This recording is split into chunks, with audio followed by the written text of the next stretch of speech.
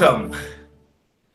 Love to see you all. It's so nice. And I want to welcome you to the unity and oneness of near death and related experiences, African American Spiritual Journeys 2025. And I'm so excited to see you all, and aloha to you on Conscious Awakening Network. And if you are watching us on YouTube, please make sure to like and subscribe and comment. And I want to introduce myself. I am Sean Lether. I'm the host of IANDS Hawaiian IANDS, and also Near Death and Spiritually Transformative Experiences on Conscious Awakening Network. And IANDS stands for International Association for Near Death Studies, if you don't know what that means. And I'm so excited that you are all here. We will put the links in the chat to every one of us, so if you want to connect with us.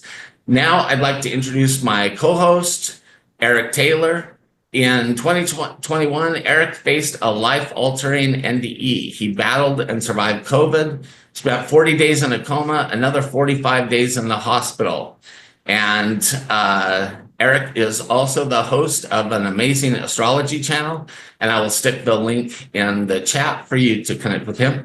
Eric, do you want to say hello to everyone? Hello, everyone. Thank you for coming to this very special and important event. And I'm excited. You're going to meet three dynamic human beings today.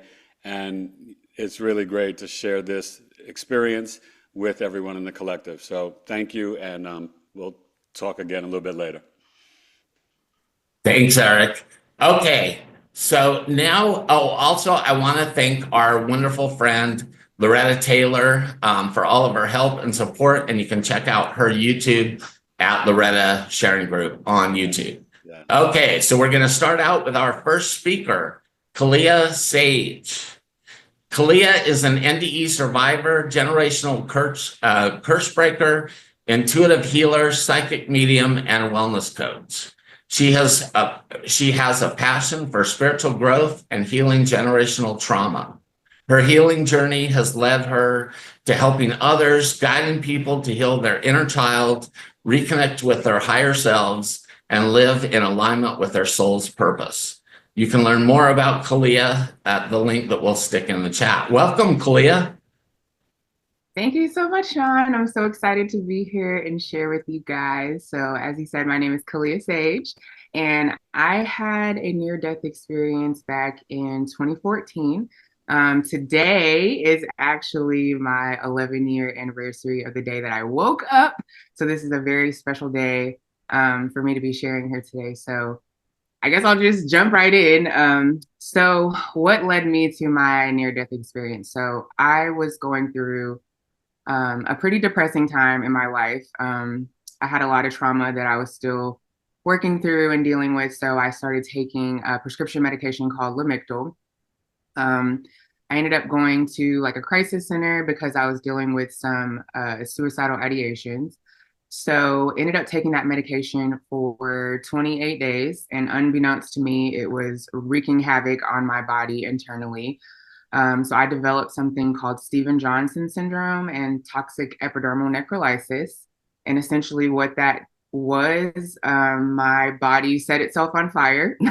So I burned from the inside out and was in a 37-day coma, where I lost all of my skin and all of my hair and fingernails, all the external things, plus being in a burn unit for 3 months. So that was pretty extensive, and I had no idea that any of that was happening or was going to happen until it happened. So I was, like I said, on the medication for 28 days, and I started very moderate symptoms, just felt like I didn't feel good, and just kind of flu-like symptoms, sore throat and just tired, fever was the biggest thing. And so went to the hospital. At first they told me, oh, you just have the flu, no big deal. At the time I was in grad school doing my degree in health promotion. So I'm familiar with health and health education, but had never heard of anything like this. So around January 16th, 17th was when I started developing a rash. and it progressed very quickly. So it went from absolutely nothing on my skin to my skin was black, like dying black, necrolized black in a few hours. So I woke up on January 18th, 2014 at about 4:44 in the morning is when I remember seeing the time on the clock. And I woke up and I just knew like something wasn't right. And I felt like I was just tight and my skin was hot and I couldn't walk. I couldn't do anything with my hands. I didn't know because it was dark, but I had blisters all over my hands, all over my eyes, all over my face. So I just remember getting to the bathroom and flipping on the light and seeing my face, and I had lost all the skin on my eyes and my lips. And this had all happened like, essentially overnight. So I was like, oh my gosh. But the crazy part about this part of the story is that I remained extremely calm. Like even in a moment that was so scary and so painful, I was able to somehow just go into, okay, I got to get to the hospital. I need my charger. I need my insurance card. In America, it's crazy that that was the first thing I thought of, but I'm like, let me get my, insurance card. So get to the hospital. They're like, you're losing your skin. And I'm like, what do you mean? What's going on? So they transferred me to a different hospital where they diagnosed me with Stevens-Johnson syndrome. And at that point was when some of the weird supernatural things started happening. So the first thing that happened was they told me they needed to intubate me and put a tube down my throat because my throat was starting to close up. So typically people go, it's sedated and they're not awake and definitely not moving for that experience. But me, however, I was very alert, very awake. I was literally dancing in the ICU with, dancing to the beeps of the IVs. It was insane. But I knew at that point there was like something kind of going on, but had no idea that I was about to experience everything that came after that. But one of the very last things that I remember was this black doctor came in, this male doctor came in, and he had these tiny little glasses.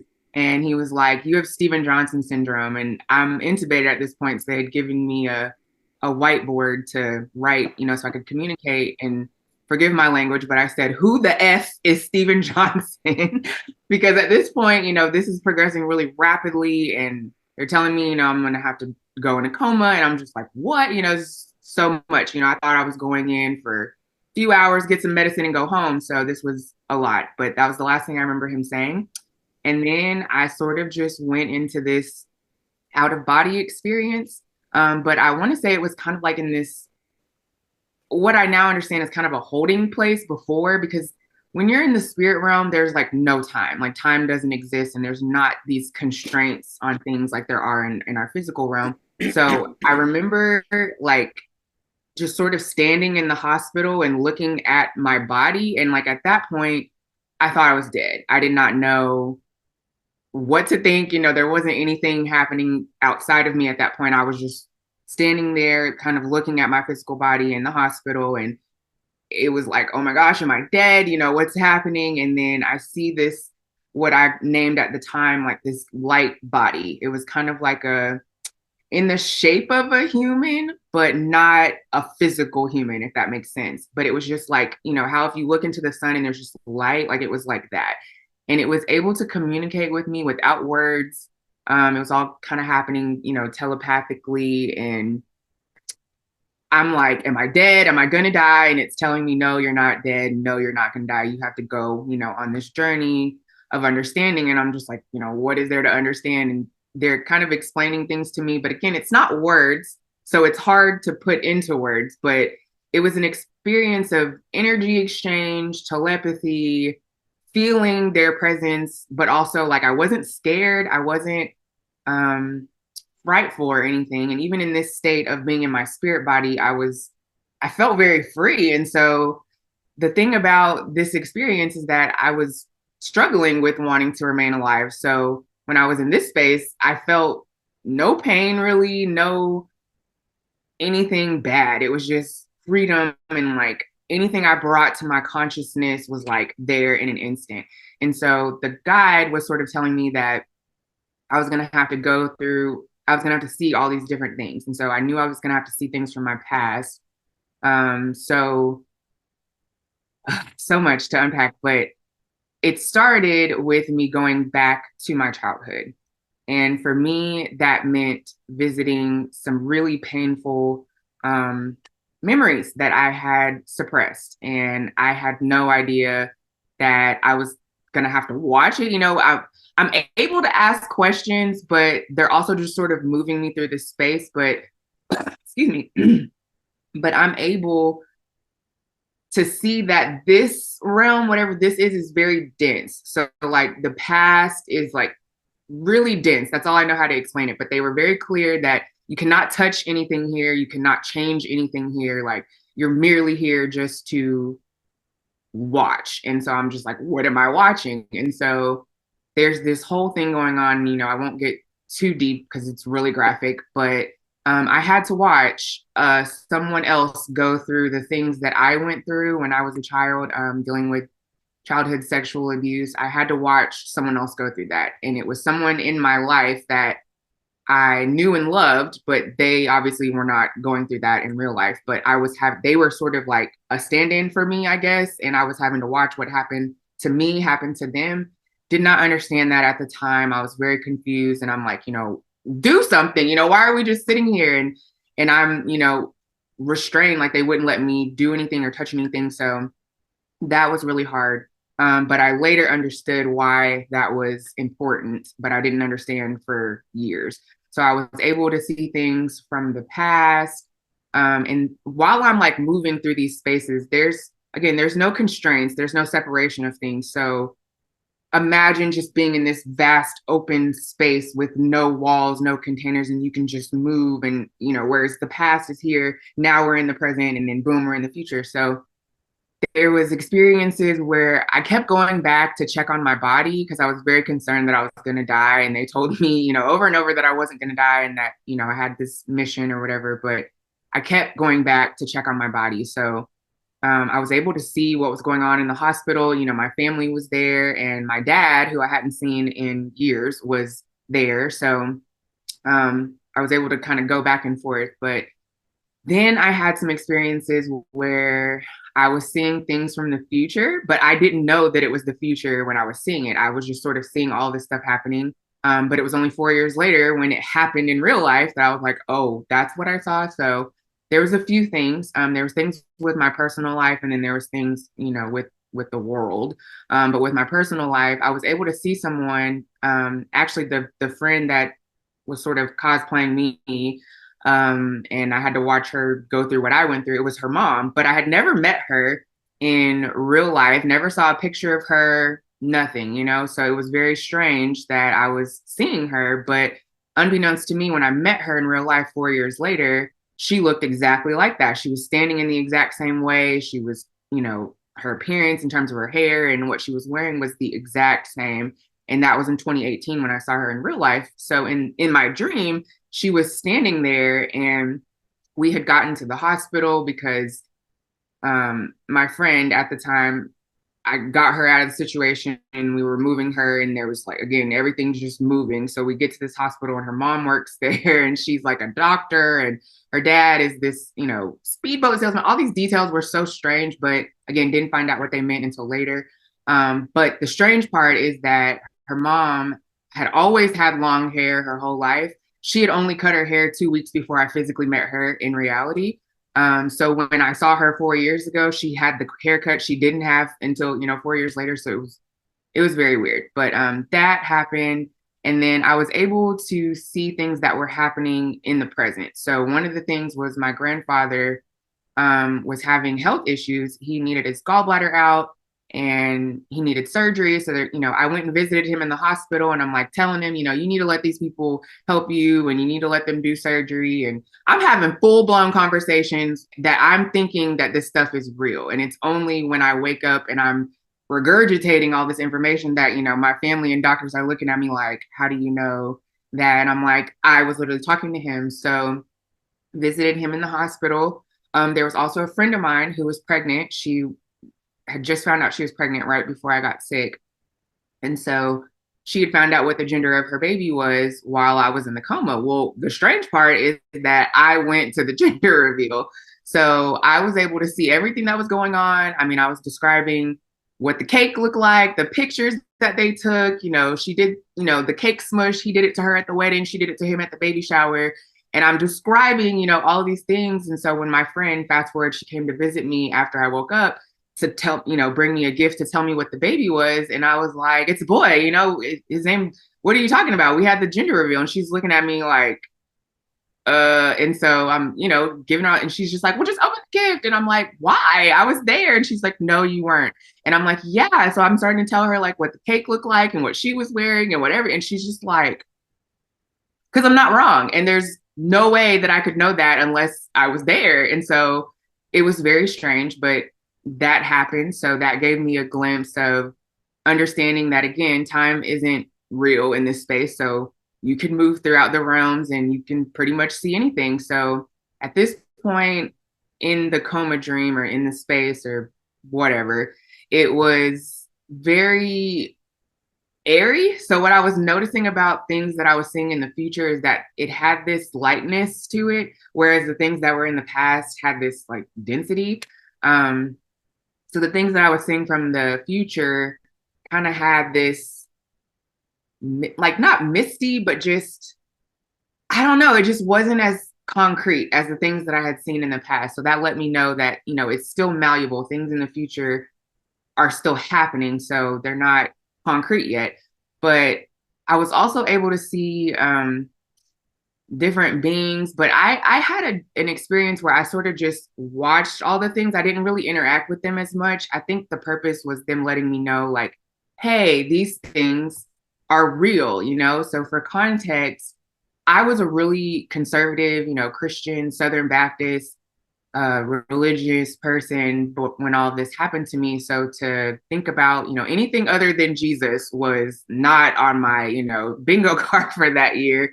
But it was like, I just knew that what I was seeing was truth, and everything about religion was like false. So I was fully expecting to see white Jesus. I was fully expecting to see, man sitting on a throne, and none of that was happening. So I was like, what are these things? And so I'm like, what about angels? And I'm seeing these angels, but they don't look like angels. They don't even look like people. They don't look like anything I had ever seen. And I was just like, that's an angel? Like, what?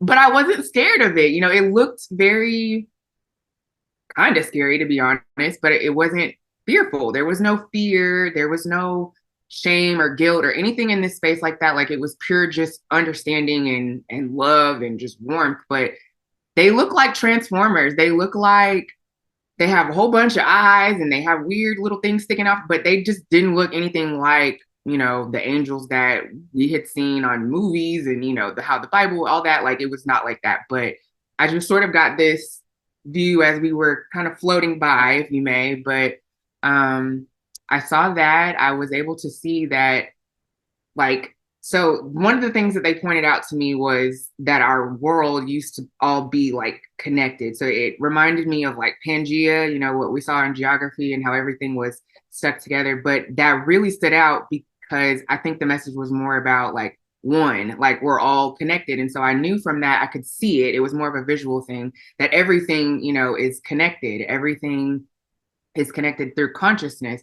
And so I'm sort of having this experience, and everything that I bring to my thoughts are like happening, right? So I'm like, okay, well, can I be a raindrop? And like instantly I was that, can I be a leaf, or can I go to Antarctica? There was all these things that just boom, with our thoughts, it just happened. So that let me know, okay, our thoughts hold a lot of power, because every thought that I had was sort of lighting up this thing that I could see everything was connected to it. So I'm like, oh, okay, so weird, kind of, I guess, shape-shifting, if you may, but it was like I could become anything, whether it was a nature element, or I could go back to the hospital and look at my body. I could go back to the past. I was able to just move through it very quickly, like with my thoughts, without saying words, without asking. It was more, a mental process.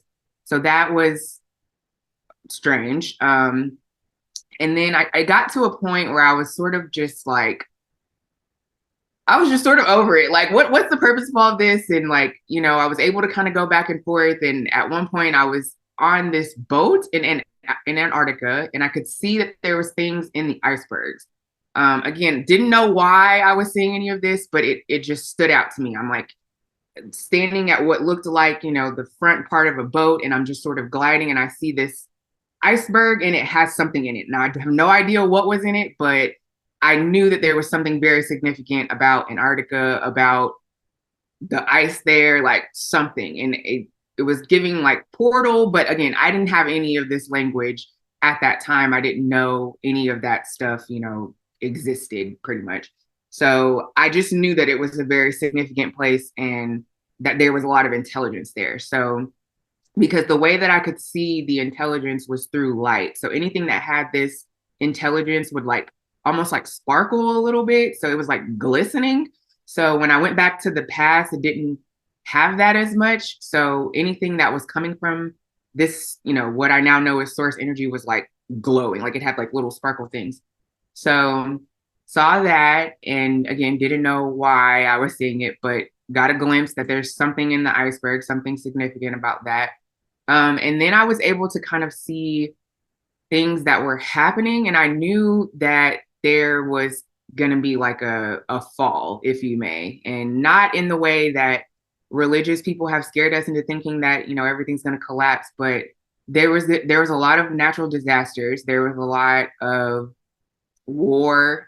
There was just a lot of destruction. There's really no other way to describe it. But I also understood it that destruction was necessary to move into the new space. So I could see them kind of like at the same time. I could see one was sort of phasing out and the other one was like pushing forward. I don't know. It's really strange, but I could just see that everything that was like the old was getting pushed out and kind of archived. Like it doesn't go away, but it just kind of goes over there. And then everything that was coming was sort of in this new space. So I could see that.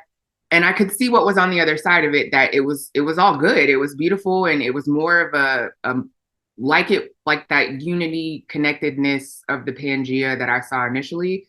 I could see that we were all coming together and that there was this collective energy that was happening that brought us all together. So I don't know when that happens. I will say that we're likely in the midst of it now. And I feel like it started around 2020 was when that shift happened, but it's not like everyone's going to drown and the world's going to catch on fire. Like it wasn't like that, but the destruction that I saw, it was more of a energetic fire. So fire is like, creation and death and rebirth. It's starting something else. So I just saw that it was necessary and that what was coming after that was good. And it was a sense of connectedness and oneness. So that was important. But then I was sort of getting frustrated. I kept going back to check on my body and I saw what they were doing to me. And I was able to describe medical instruments that I had never seen before, things that there's no way I could know unless I was conscious. And I absolutely was in a coma. So I'm back at my body. I'm back, in this spirit space. And mind you, the whole time, this guide is with me the whole time. Like it's sort of just following me around. And I'm, again, able to talk to it. But at one point, I'm like, okay, I'm over this. Like, y'all have shown me all these things. I don't know what any of this means. And they're like, you're going to know what it means later. You just need to see it. And I'm like, okay, but I'm done. I want to speak to the manager. Where is God? I need to understand why all this stuff is happening. Like, I don't care about any of this other stuff. I want to talk to God. And so, again, fully expecting white Jesus, big man with big beard. Excuse me. But no, I was sort of like whisked to this, again, open space, no room or walls or anything, but I just see these big, giant stairs and they're like really bright.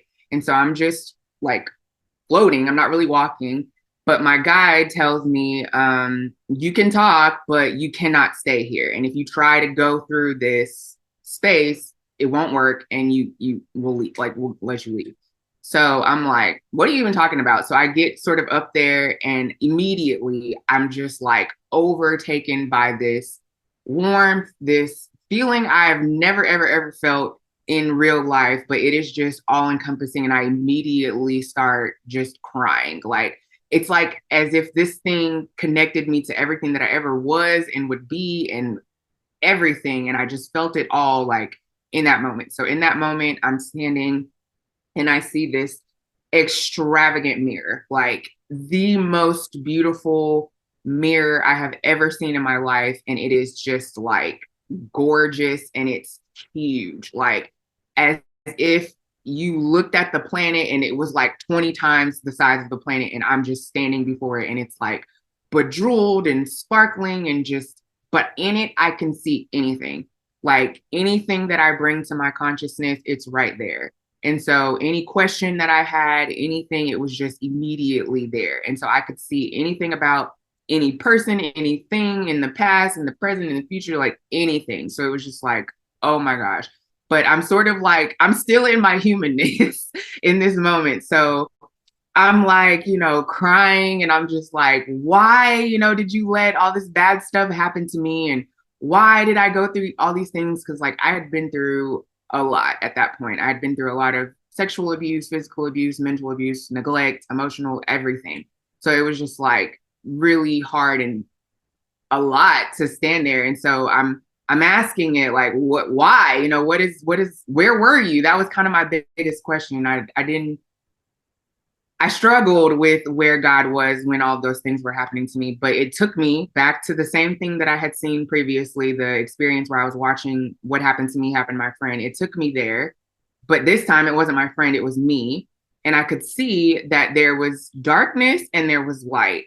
And the thing that was attacking me was completely encompassed by darkness. But then there was this light that was sort of like, I struggle always to describe this, but it's like it was simultaneously taking over the dark at the same time. So it was sort of just like meeting it, but it also showed me that it kind of took my consciousness and was holding it like above so that none of that stuff like got absorbed into my mind or into my soul.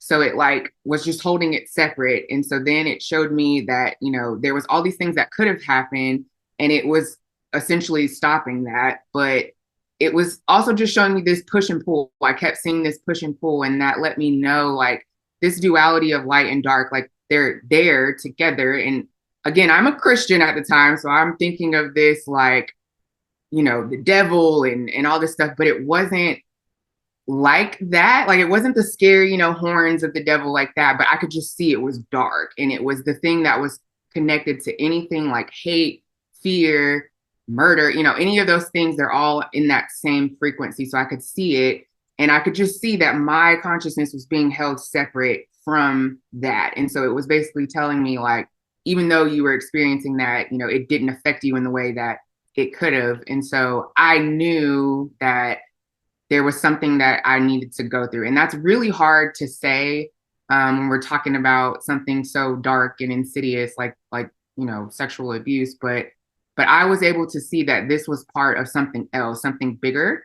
And I had to go through that. And that's really hard to say, but I knew that to be true in the moment. So I was just like asking it different things. And again, there was no words. So there was colors I had never seen before. There was sounds I'd never heard before, but it was just this, collective jumble of just having access to everything. So I got a little disobedient because in that moment I was very intrigued by everything. And I knew that, okay, in this space, I can know and do and be anything. So I'd rather just stay here. So I tried to like jump through it because mind you, it wasn't a mirror like how we look at a physical mirror. Like it looked like a mirror, like in terms of the frame and like the reflection, but it was like see-through at the same time. It was like this prism kind of look to it.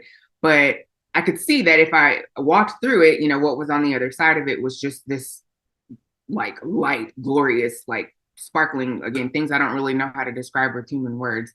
So I tried to jump through it. And as soon as I tried, it was like, I didn't even get to move. I just have the thought of, okay, I'm going to jump through because I don't want to come back. It like snatched me. And then I was like back in my body in the hospital. And so I'm like, so my waking up experience was not like one day. It was sort of woke up for a little bit and then they had to put me back under. So I wonder if this was during the time that I got put in the coma. So all of that to say, I woke up for a little bit and then I went back to sleep. And so in that moment, I was talking to the spirit guide again, and it was telling me like, we told you couldn't go. Like, why did you try? And I'm just, sort of arguing, and I'm like, I don't want to go back. Like, I don't want to do this. I want to just stay here. My body is mangled and broken. Like, I don't want to go back to it. And it was basically telling me like, no, you have to go back. Like, you don't have a choice. You agreed to, do this and to experience this, and you have to go back. And so it was realizing this back and forthness was actually really easy, that the space between the out of body experience of seeing my physical body, with my spirit body was a very thin space. So I was able to hop back and forth. But the last sort of strange thing that happened was so I woke up and then I started having seizures, and they could not figure out why I was having seizures. I didn't have a history of seizures. And ironically, the medication that I was on is an anti-seizure medication. So I was not sure, nobody was sure why this was happening. I later understood that it was like this integration of putting my spirit back into my body, and that, malfunction caused seizures basically. So what happened was I was sitting there with my mom, and she's, giving me some applesauce or something, and I started having a seizure again. And so in that moment, it was the same as when I was in my coma. I popped out of my body and I was standing there next, watching everything happen. So I saw the nurses come in and, give me Ativan and give me aspirate protection, like all the things to make sure I didn't choke on what I was eating. And I see the neurologist comes in and all these things. So I'm yelling in my spirit body. Nobody can hear me though. So I'm like, oh my God, what are you guys doing? So I see the doctor, she has this like pin and she uses it to like smash my toe. And so I'm like, why would you smash my toe? And of course nobody's hearing me. So fast forward to now, boom, back in my body. First thing I say when I come to my consciousness was, why did you smash my toe with that pin? And she's looking at me like, what are you talking about? And I said, I saw you do that. And I'm like giving a whole play-by-play. And she's like, there's no way you could know that. Like, the monitors were clearly saying that I was unconscious, heart rate, blood pressure, all the things were very indicative of me being unconscious, but yet I was able to give a full play-by-play of everything that happened. And so it was in that moment that they were kind of looking at me like, what happened? Why is she able to know these things? But that was the beginning of unloading and downloading, I guess, all of my spiritual gifts. So from that moment, I had that ability to kind of remote view things. And then what I noticed after that was this healing ability. It was very apparent, even to my doctors, that my skin grew back extremely fast, to the point that I lost 95% of my skin, but I did not need any skin grafts or anything. My skin grew back pretty much in 5 weeks. By the time I woke up, I was just waiting on pigment and, that kind of thing. But my actual skin had already grown back, which they were astonished by. Also, I have vision impairment as a result of all that. So I woke up and I was blind, which not like black blind, but my vision was like 2,500, which is very legally blind. So I could only see you if you were like standing about this close from me. So woke up unable to see who was talking or anything. But when I was in my spirit space, I could see just fine. So that was what was very strange, because I'm like, I'm physically blind, but how did I see what happened, across the room? So that was also what was strange. But that was the first indicator. And then I started going to, specialists after everything, and they're assessing me and they're like, you should be blind, you shouldn't be able to see anything. And I'm like, but I can. And so I ended up having a surgery years later. And it was elective, but necessary. So they were expecting that I would regain maybe, 2,500 to 2,200 or something, still legally blind. They were not expecting for me to heal in the way that I did. So after that procedure, I had another out of body experience where, again, I'm standing in the surgery room watching everything happen. And in that moment, I sort of knew that I was getting this spiritual upgrade. And this was in 2021. So this was years later, but I knew that, okay, something about this I needed. And so when I woke up from that surgery, not only did I have my vision back, like astronomically quick back, but that was when the mediumship ability started. That was when I had this ability with discerning death and death premonitions, which I had never had anything like that before. Um, but that started happening after that. And then I noticed that my skin was just healing in a way that was really strange. And even my tattoo artists were like, we've never seen anybody's skin heal this fast. I mean, I had tattoos before and they would take weeks to heal, but we're talking days, like 2 or 3 days later, completely healed. And very strange considering my skin is damaged. So I knew something was different even with that.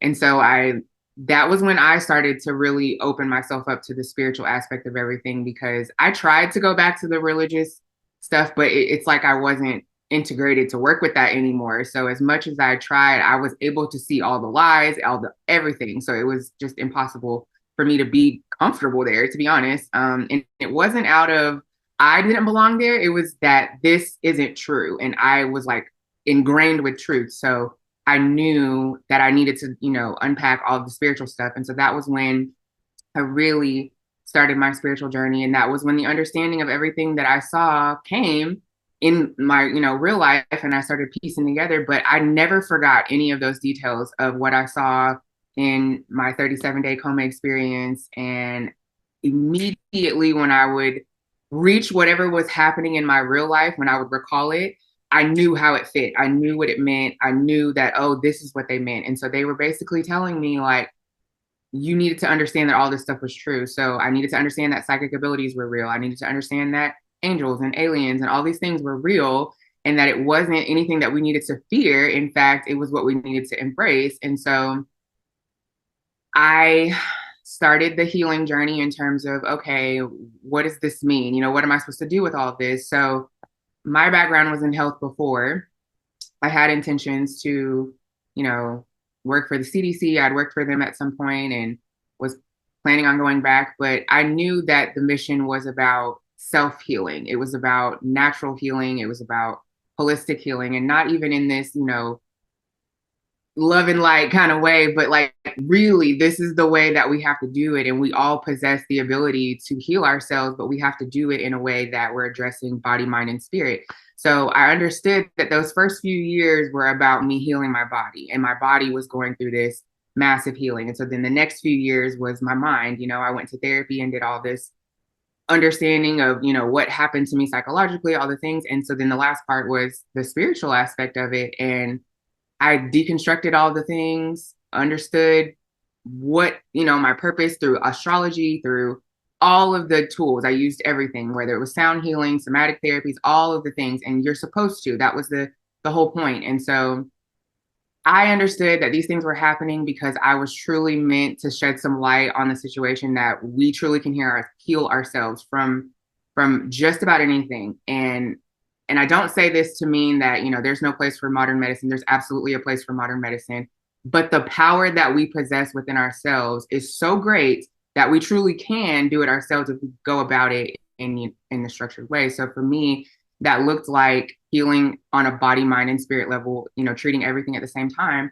And so when I was doing those things, I started noticing my spiritual abilities were getting more and more and more and more and more loud. And the way that I was able to just read people, and like I could walk by someone and just know, like, what they had been through. And people were very magnetized to me, like just drawn to me, like magnetic, and would tell me things. And so I knew that I was meant to do something with it, but it was like, but what? And so I knew that it wasn't about me being a healer. Like, it's not that, oh, I'm this magical person and I'm just going to lay my hands and you got to. No, it was about me showing other people that, hey, I'm going to activate this in you so you can do it for yourself. And so I started working with clients and doing readings, doing mediumship readings, doing tarot readings, doing astrology readings, and other things. And I learned so much about, again, that oneness of how we're all connected.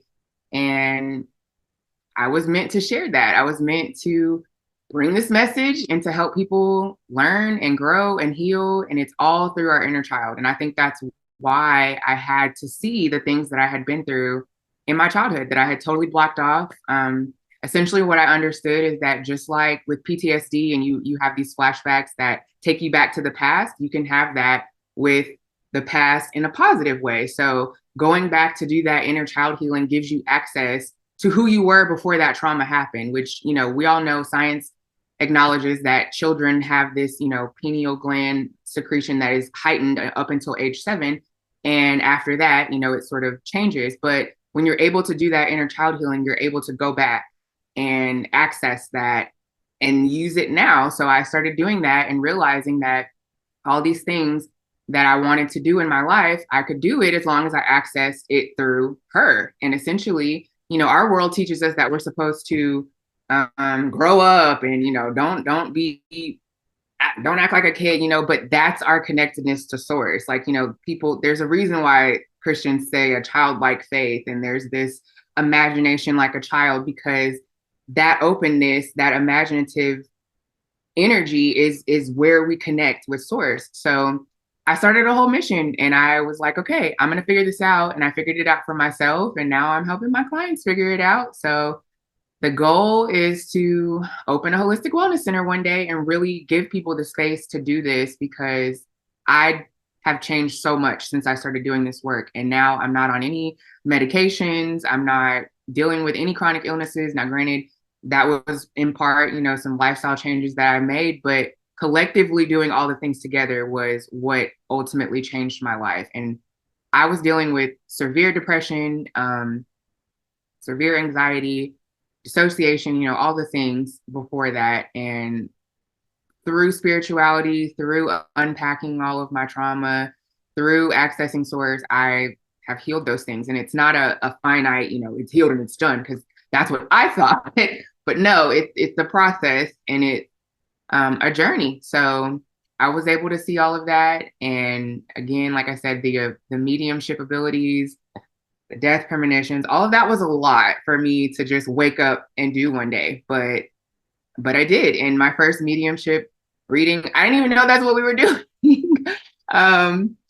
I was talking to a friend and she was telling me about her brother who had passed, and she was really upset about it and she was struggling with it. And all of a sudden I just started channeling and I was just getting everything right. And again, I had never heard about this person. I never knew anything about them. So to be on point with things was scary for me, because I'm just like, how am I doing this? But I understood at the end. And so I kind of had to talk with my spirit team, like, what am I supposed to do with this? And they're like, you're supposed to help. And I'm like, is this why I couldn't die? And they're like, yeah, because, you know, whenever you have that connection with death, you tend to have it in life too, because death and life is basically the same thing. It's just the opposite ends of the same spectrum kind of thing. But yeah, so I committed to helping and to helping people heal and showing people the light. So that's pretty much what happened in a nutshell. I would love for you guys to ask me any questions that you have. If you want to know about anything specific, or if there's anything about my experience that you want to know more about, just let me know. So that's Wow. Thank you so much. That was incredible. Thank you. That was really, truly, truly incredible. And it is such a powerful story. And so the first question, I got two quick questions for you. The first question that I have for you, when you were talking about the baby, you know, reveal and all that, when you awakened, and then I'm kind of curious, since you have come back and the gifts have come online, did you even know about astral traveling? And then have you been able to astral travel since then? Because clearly that's what was happening when you were going through those experiences like that, and it was really incredible. So please share that with us. Yeah, so no, I had no idea what astral traveling was. I didn't even have that language, you know, like I did not know anything about that. I learned about it years later, and that was one of the things I said. As soon as I read about it, I was like, oh, that's what it was. And so when I had that realization, I was able to do it after the fact. Now, for me personally, and this is just my own personal feelings, but I don't astral travel as often because it takes a lot of energy and it's a lot to do it. So I feel like, you know, with my experience, I got to see and experience so many things that I don't even really have to astral travel.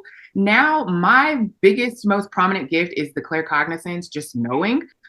So that's what I feel I experience more, but I have been able to do that since then. And I've helped guide people on how to do it. But I'm very protective because you have to anchor yourself. You can't just do it, you know, frivolously, because I mean, not to tell anyone that it's scary or anything, because it can be a very positive experience, but it can be harmful if you're not careful. So, but yeah, I've been able to do it before or after that.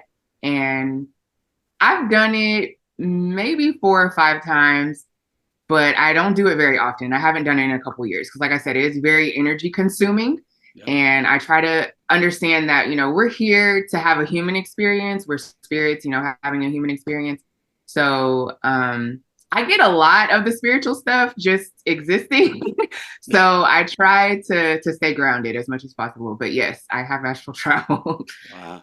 So my second question, and you know, thank you for sharing just so much. It's really you sparked so many things that I could ask you 30 questions, but you know, with time and everything, and some similarities with my NDE. But you mentioned, you know, and I'm sort of the same with you in terms of being a Christian.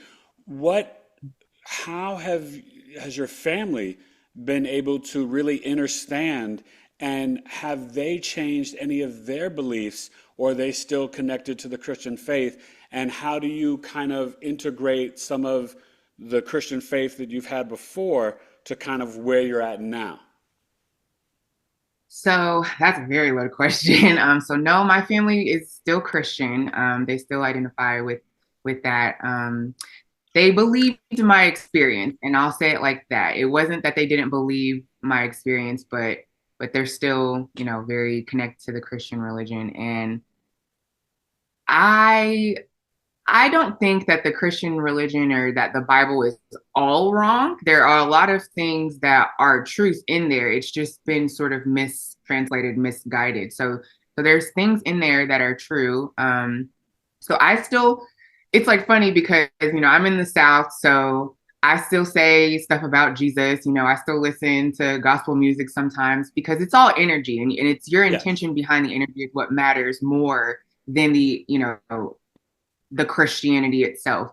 So, what was you said something Well, no, about, I was just wondering in I, terms of like, yeah, you mix, yeah, obviously you answered about the family, but just like you kind of answered it, like how you integrate that. Like, for example, now I call him by his real name, Yeshua. And so, you know, or yeah, Yeshua, right? And so I'm just wondering mhm, how you integrate the Christian faith with now all the truth that was a little different yeah, from that that you've, you I know, got been able you. to see from your and I love what you said about you chose that because that's the soul contract, right? And so it's really deep that you got that Exactly, knowledge and understanding of that. exactly. Yeah, so for me, I just sort of, like you said, you know, I acknowledge it for more of what it is, and it's not necessarily, you know, this white man thing. It's more like Christ consciousness for me now. And when I look at the story of Jesus and all of that, he's like a witch. He's a magician. Like he was laying hands on people, healing people, you know, dealing with all the not popular people in society. Oh So yeah. I Very sort of different look from at how it they as portray it now. Yeah, yeah. very different. So I sort of look at it as a blueprint, you know, for how we're meant to live out our life. And if you really look at the teachings of Jesus, he was a very spiritual person in terms of using herbs and crystals, and all of that stuff is in Yeah. there. So the Bible talks about, you know, prophets being seers, and that's literally a psychic. They're the same thing. So for Yep. me, it's been more about finding the similarities and matching it with spirituality, and seeing that essentially what I found is that religion is like languages, right? So whether you say apple in Spanish, Chinese, or Arabic, it's all saying the same thing in a different way. So that's sort of how I approach it now. And I don't look at Christianity as, you know, oh, I hate it and it's awful and it's terrible. I look at it more as a, hey, this is an extreme version of the truth, you know, but it's not the truth. It's a misguided version of the truth. But I see it for what it is. And, while Christians are very gung-ho about trying to convince and convert people, there's so much about oneness in there that they miss. And so while they think it's like just they're the only ones, it's we're all connected to the one. And so through any of those paths, we can, find our truth. So I sort of just look at it for what it is. I don't know how else to say it. Like, I can see the parts that are true and I can see the parts that are not. And I sort of just separate it and I accept, what the message truly is about, which is about Jesus was sent here to show us what we can do and who we are, that we are an extension of the source. Like, that's kind of how I look at it now. But I'm actually, to go back to the family question, I had to go no contact with my entire family, which was hard, but it was less about the religious thing and more about the abuse and trauma, to be real. So that was difficult, but I also knew that that was part of my generational curse breaking assignment, in the sense that we're not meant to be suppressed and staying in places where we don't belong. That's how you essentially wreck your frequency energy. And so I understood that by staying in this space where I wasn't receiving love, I was getting harmed, there was fear, there was all this low vibrational stuff, I had to get away from it. So it was really hard, but instantly I understood why afterwards. So unfortunately, my family is no longer in my life, but that's just the way that it is. And they live their life, I live mine. I'm happier. So yeah, that's the family story. Thanks so much, Khaliah. I have to make one comment Okay. about that. I need to speak to a manager. That is the funniest thing I have ever heard. Oh, great line, yeah. In a Yes, near-death that's a real life true story. experience. Like, Real life true story. Karen has an NDE. None of these people no more. Straight to God. I don't want to talk to y'all. Like, give me the manager. Call me Karen with a Y, because I was like, no, let me speak to the manager now. So yeah. I know. I love that. That is like the best line I have ever heard with an NDE. So we have, I want to do one more quick question, and then Eric will introduce our next guest, Chris. Oh, and I want everybody to know, keep putting your questions in the chat, because, we'll just do a few here for the speakers, but then at the end, everybody's going to come back and we're going to do a panel. And so we'll try to answer all the questions that you have.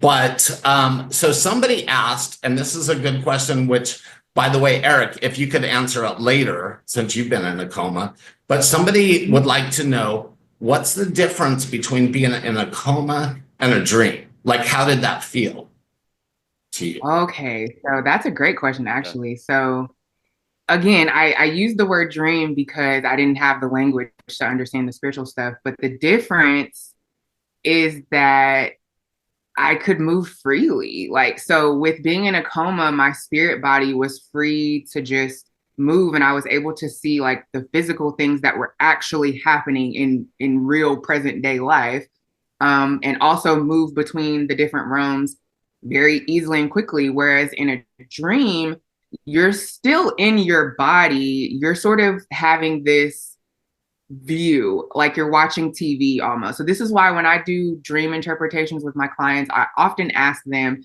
when you dream, are you seeing it from your own eyes, or are you watching yourself like in 3D kind of, or third person view? Like, are you watching these things happen to yourself, or are you watching it out of your own eyes?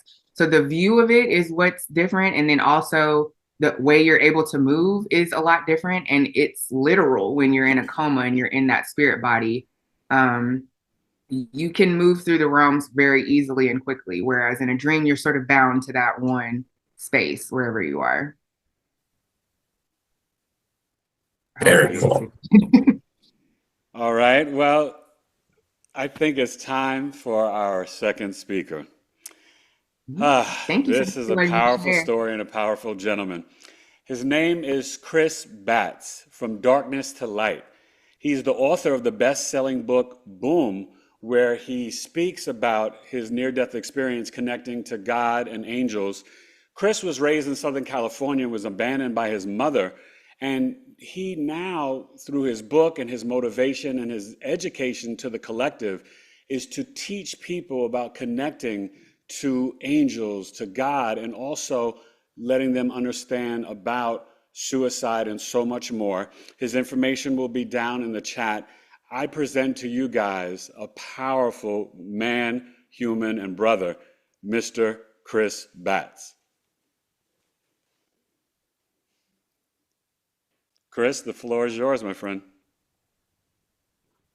Did not know I was on mute still. Yeah, that was the introduction for you. I appreciate that. Okay, so this has been a very long time since I've done one of these, so I actually might have to take a couple glances at my cue card every now and then. So I'm sorry about that. I've never done that before, but so for those that have never seen me before, my name is Chris Batts. I am a near-death experiencer and also a suicide survivor. Um, this came from the root, or should I say the root cause was my mom. Yeah, so sorry, I had to let someone in. So yeah, the main root was my mom. And what happened was when I was 6 months old, she threw me into a dumpster and she didn't want me. So off the gate, I already had this, I guess nobody wants me kind of thing. Um, so I stayed with my grandma for a few years till she got sick. She had a nervous breakdown. Some say it was because of my mom. Um, I didn't have really much contact with her. I just remember around like being 3 years old and she like kind of like pushed me off a bus, kind of like booted me off the bus because I wasn't like walking fast enough. This is my experience with my mom. So at this time, after my grandma had her nervous breakdown, I moved in with some family members and they were, or should I say, the parents in this home, my guardians, were not exactly the nicest to me. I was really mistreated. I was beat all the time. I was for mainly like no reason really. Um, I would get into a lot of like trauma or fights at school because I had anger from being treated so badly at home. I was always told how like stupid I was, how like fat I was. So I always had like weight issues. I think even to this day right now, like a lot of those issues still affect me, like especially like the weight issue. I'm like, oh, like my figure, you know. Um, I seen my mom a few times as I was little, especially growing up in the house I grew up in. I know around this time I had low self-esteem. So when I would occasionally, like maybe a couple times a year, I would see my mom, if that, for a few minutes.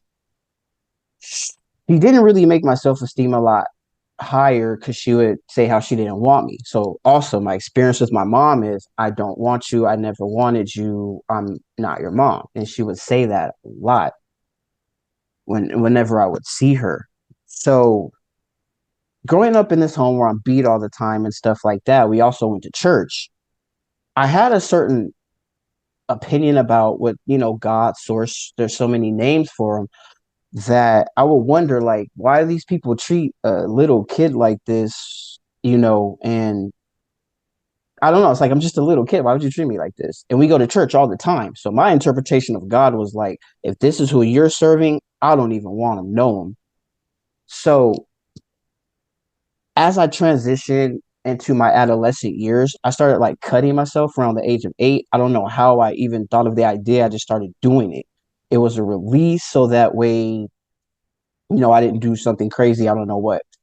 But as I got older, I started writing music like around 10, 11. Around 13, these people I lived with had seen the lyrics I wrote, which was about them. It was bad, but it was true. So I left there. From there, I went to another place, and then from there to another place in my high school years. High school, that's like the only real point in my life where the depression didn't exist. I was really depressed all my life. I had a lot of, I don't know if I could say this word, a lot of like I wanted to take my life, in other words.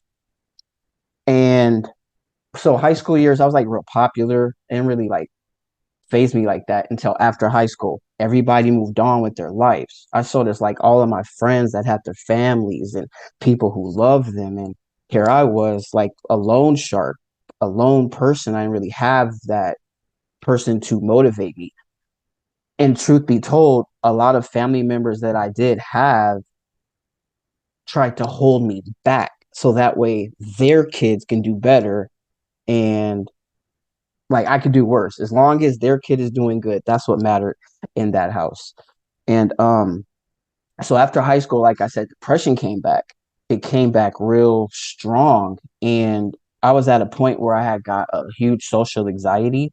I was even like really, I didn't even want to go out. I wasn't motivated to work. I wasn't motivated to do anything. And a lot of the relationships I would get into, um, and friendships I had, they just seemed to like go bad. And I didn't know what was wrong with me. That's what I felt like, it was me. Something's up with me. Um, So yeah, I just felt like real suicidal. I wanted to end my life. Uh, this happened.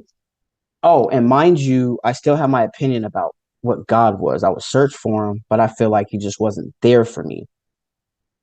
If that kind of makes sense. Like you reach out and you're screaming, God, why? God, why? Why me? Give me an answer. And then nothing. You hear nothing back. So at this point, I was like, well, they say the unforgiven sin is like suicide. But at this point, I'm like, who cares?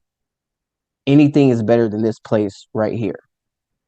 Um, so my plan was to go to, well, actually, not even my plan is actually what I did. I went to the train station.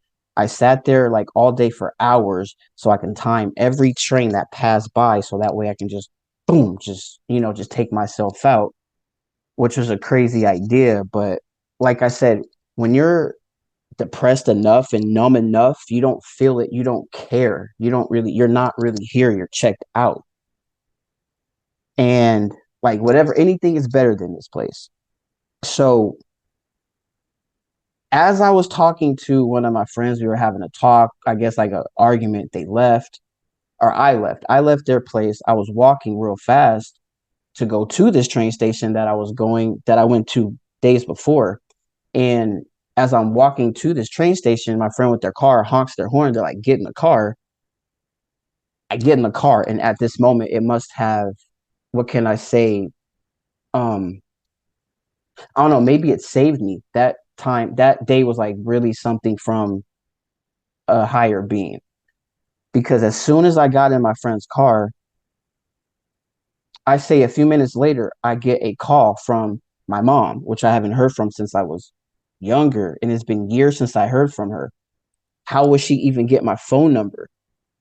My grandma tells her,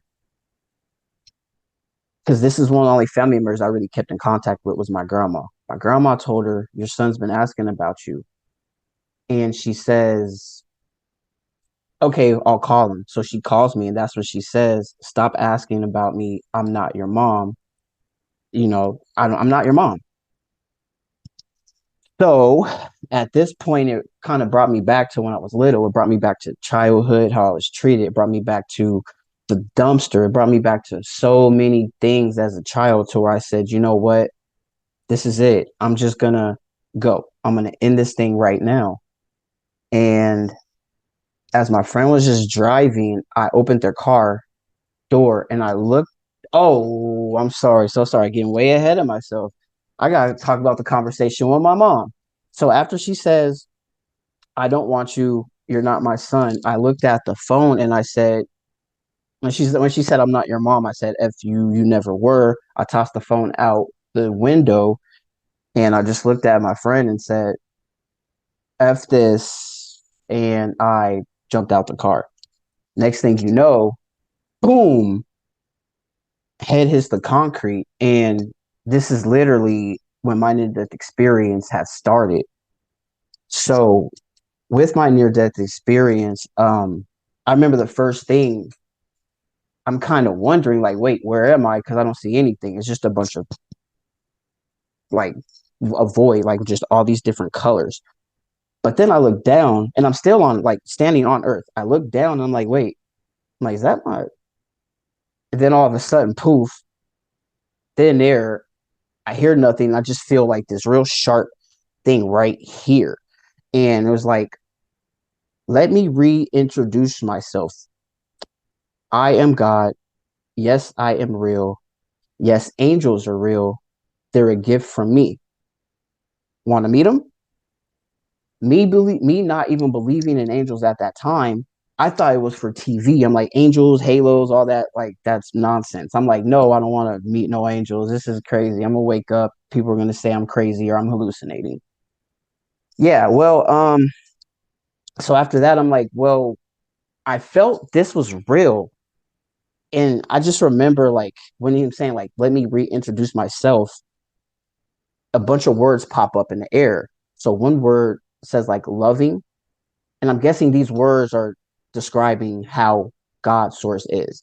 So it's like loving, another word said caring, and then another word, all capital letters with exclamation points on it, long suffering. And I remember this phrase as a kid in church. So at this point, I'm freaking out. I'm like, oh man, I'm going to burn forever right now. I'm like, long suffering. They said that in church as a kid. So the fact that I disagree with this King James Version Bible, this being the only book, I'm going to burn because I didn't read, because I didn't believe 100%. I have my own opinions. And like from what I'm taught with God, you're not supposed to have an opinion. Don't question God. So where was I? Okay, so I remember I was like, okay, well, I'm scared, I'm freaking out. I feel him like kind of drop down. I didn't see, and I want to like get this clear. I did not see God. I didn't see his face. I didn't see anything. It's just it was all feeling, but you know it was there. But I felt like can feel him like get down on the knee, hug me like really tight. But this hug was it reminded me of like a kid that gets a hug from an adult and you get on their level and you're like, it's okay, and it's okay, baby, you hug them. That's what it was. Very feminine hug, the most feminine hug in the world, but the power in his voice was extremely like male. It was definitely male. So so I had a question. I was like, listen, I'm like thinking about the evil one. I'm like, but what about, and before I could say anything, it's like turn this way. So I look and I see like the snake wrapped around in chains. And I didn't get the message in that, but he's like, don't worry about that. So at this point, I'm starting to know like, okay, there is God, like God is real. So I'm like, well, let me get out of here. Let me go back to earth. Let me be perfect. Go get perfect. And I'll come back and then we'll have this conversation again. He's like, no, like I love you now. I love how you are now. So I'm like, okay, is there anything I can tell anybody when I go back to earth? They're gonna think I'm crazy.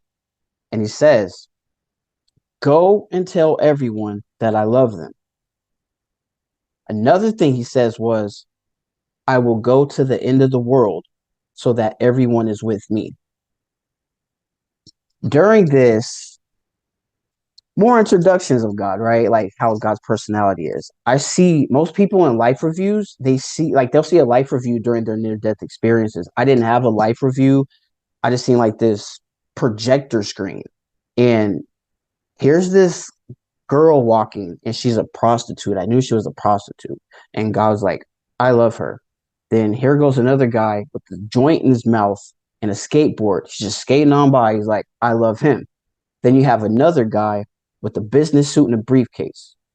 And he's like, I love him.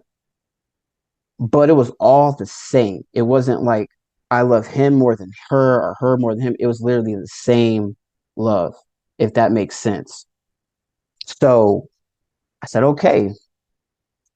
Oh, I thought I would add, there was this guy on this projector screen. He was walking with his son and he had him by his neck like this. And he's like, he was angry at him, just grabbing him and stuff. And I just felt like God's source say, I don't like that.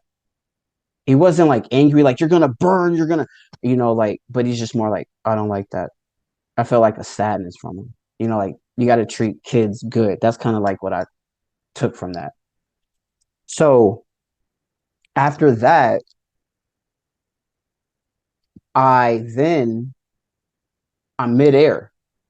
So now I'm seeing everything. Here's the clouds. I was like literally police station. Here's a church here. I see everything. And I see a whole bunch of Bibles and crosses just in circles.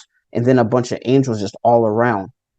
I'm like, I thought I told God I didn't want to meet any angels. Well, ready or not, here we come. Here they are. I just remember out of the circle of angels, there were two in particular ones that I just felt like I knew all my life.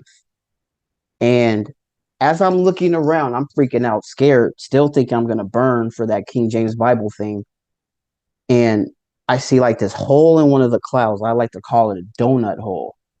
And with this donut hole, if I would have crossed it, I definitely would have probably not came back because I would have been like all the way to the other side.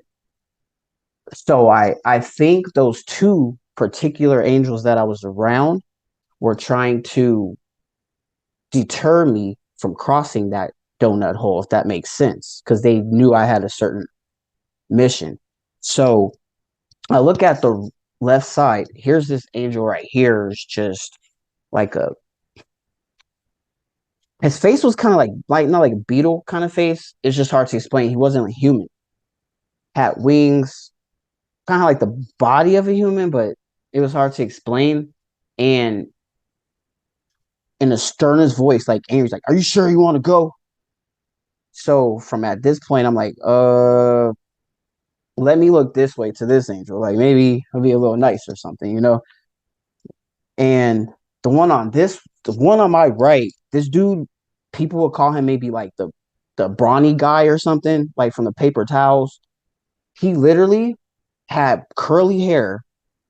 The first thing I seen though was his sandals. His sandals are brown sandals, blue pants. I mean, and then a red shirt, flannel shirt, and the sleeves were like really rolled up to his elbows. And he was like super jacked out of his mind. I remember as soon as I seen him, I was like, I'm gonna work out if I go back. I'm gonna make sure I hit the gym for sure. This dude was huge. I thought he was gonna come after me and yell at me, and he goes, "You have so much to do for so many people." For some reason, when he said that, I somehow knew I had so much to do for so many people. I didn't get it exactly 100% then, but I definitely now years later I get it. I get what he meant. So they told me look down. They're like, "Hey, look down." I look down at the ground. There's my body. Here's the paramedics. There's my friends I was with on that side, way away from me on the phone. I'm literally seeing everything on the ground, and my body's literally. They're trying to bring me back to life, and I'm like, "Wait, we're talking about I'm right here. Like I'm literally see you."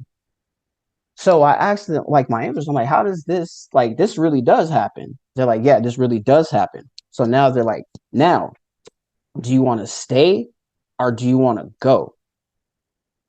I was like, I'll go. I'll go. I'll go back.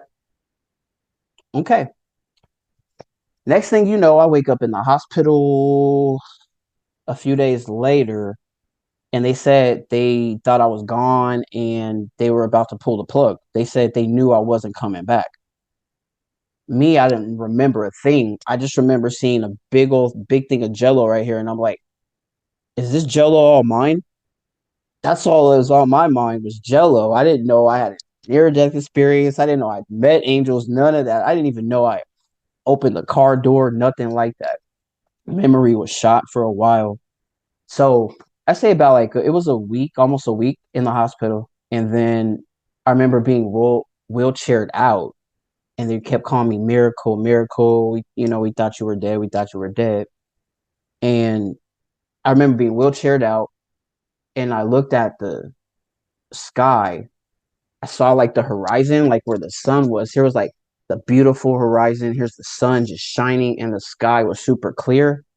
I can kind of, I just remember like automatically what happened. I'm like, oh crap. I met God, I think. And that's all I remembered. So I went through a lot of recovery.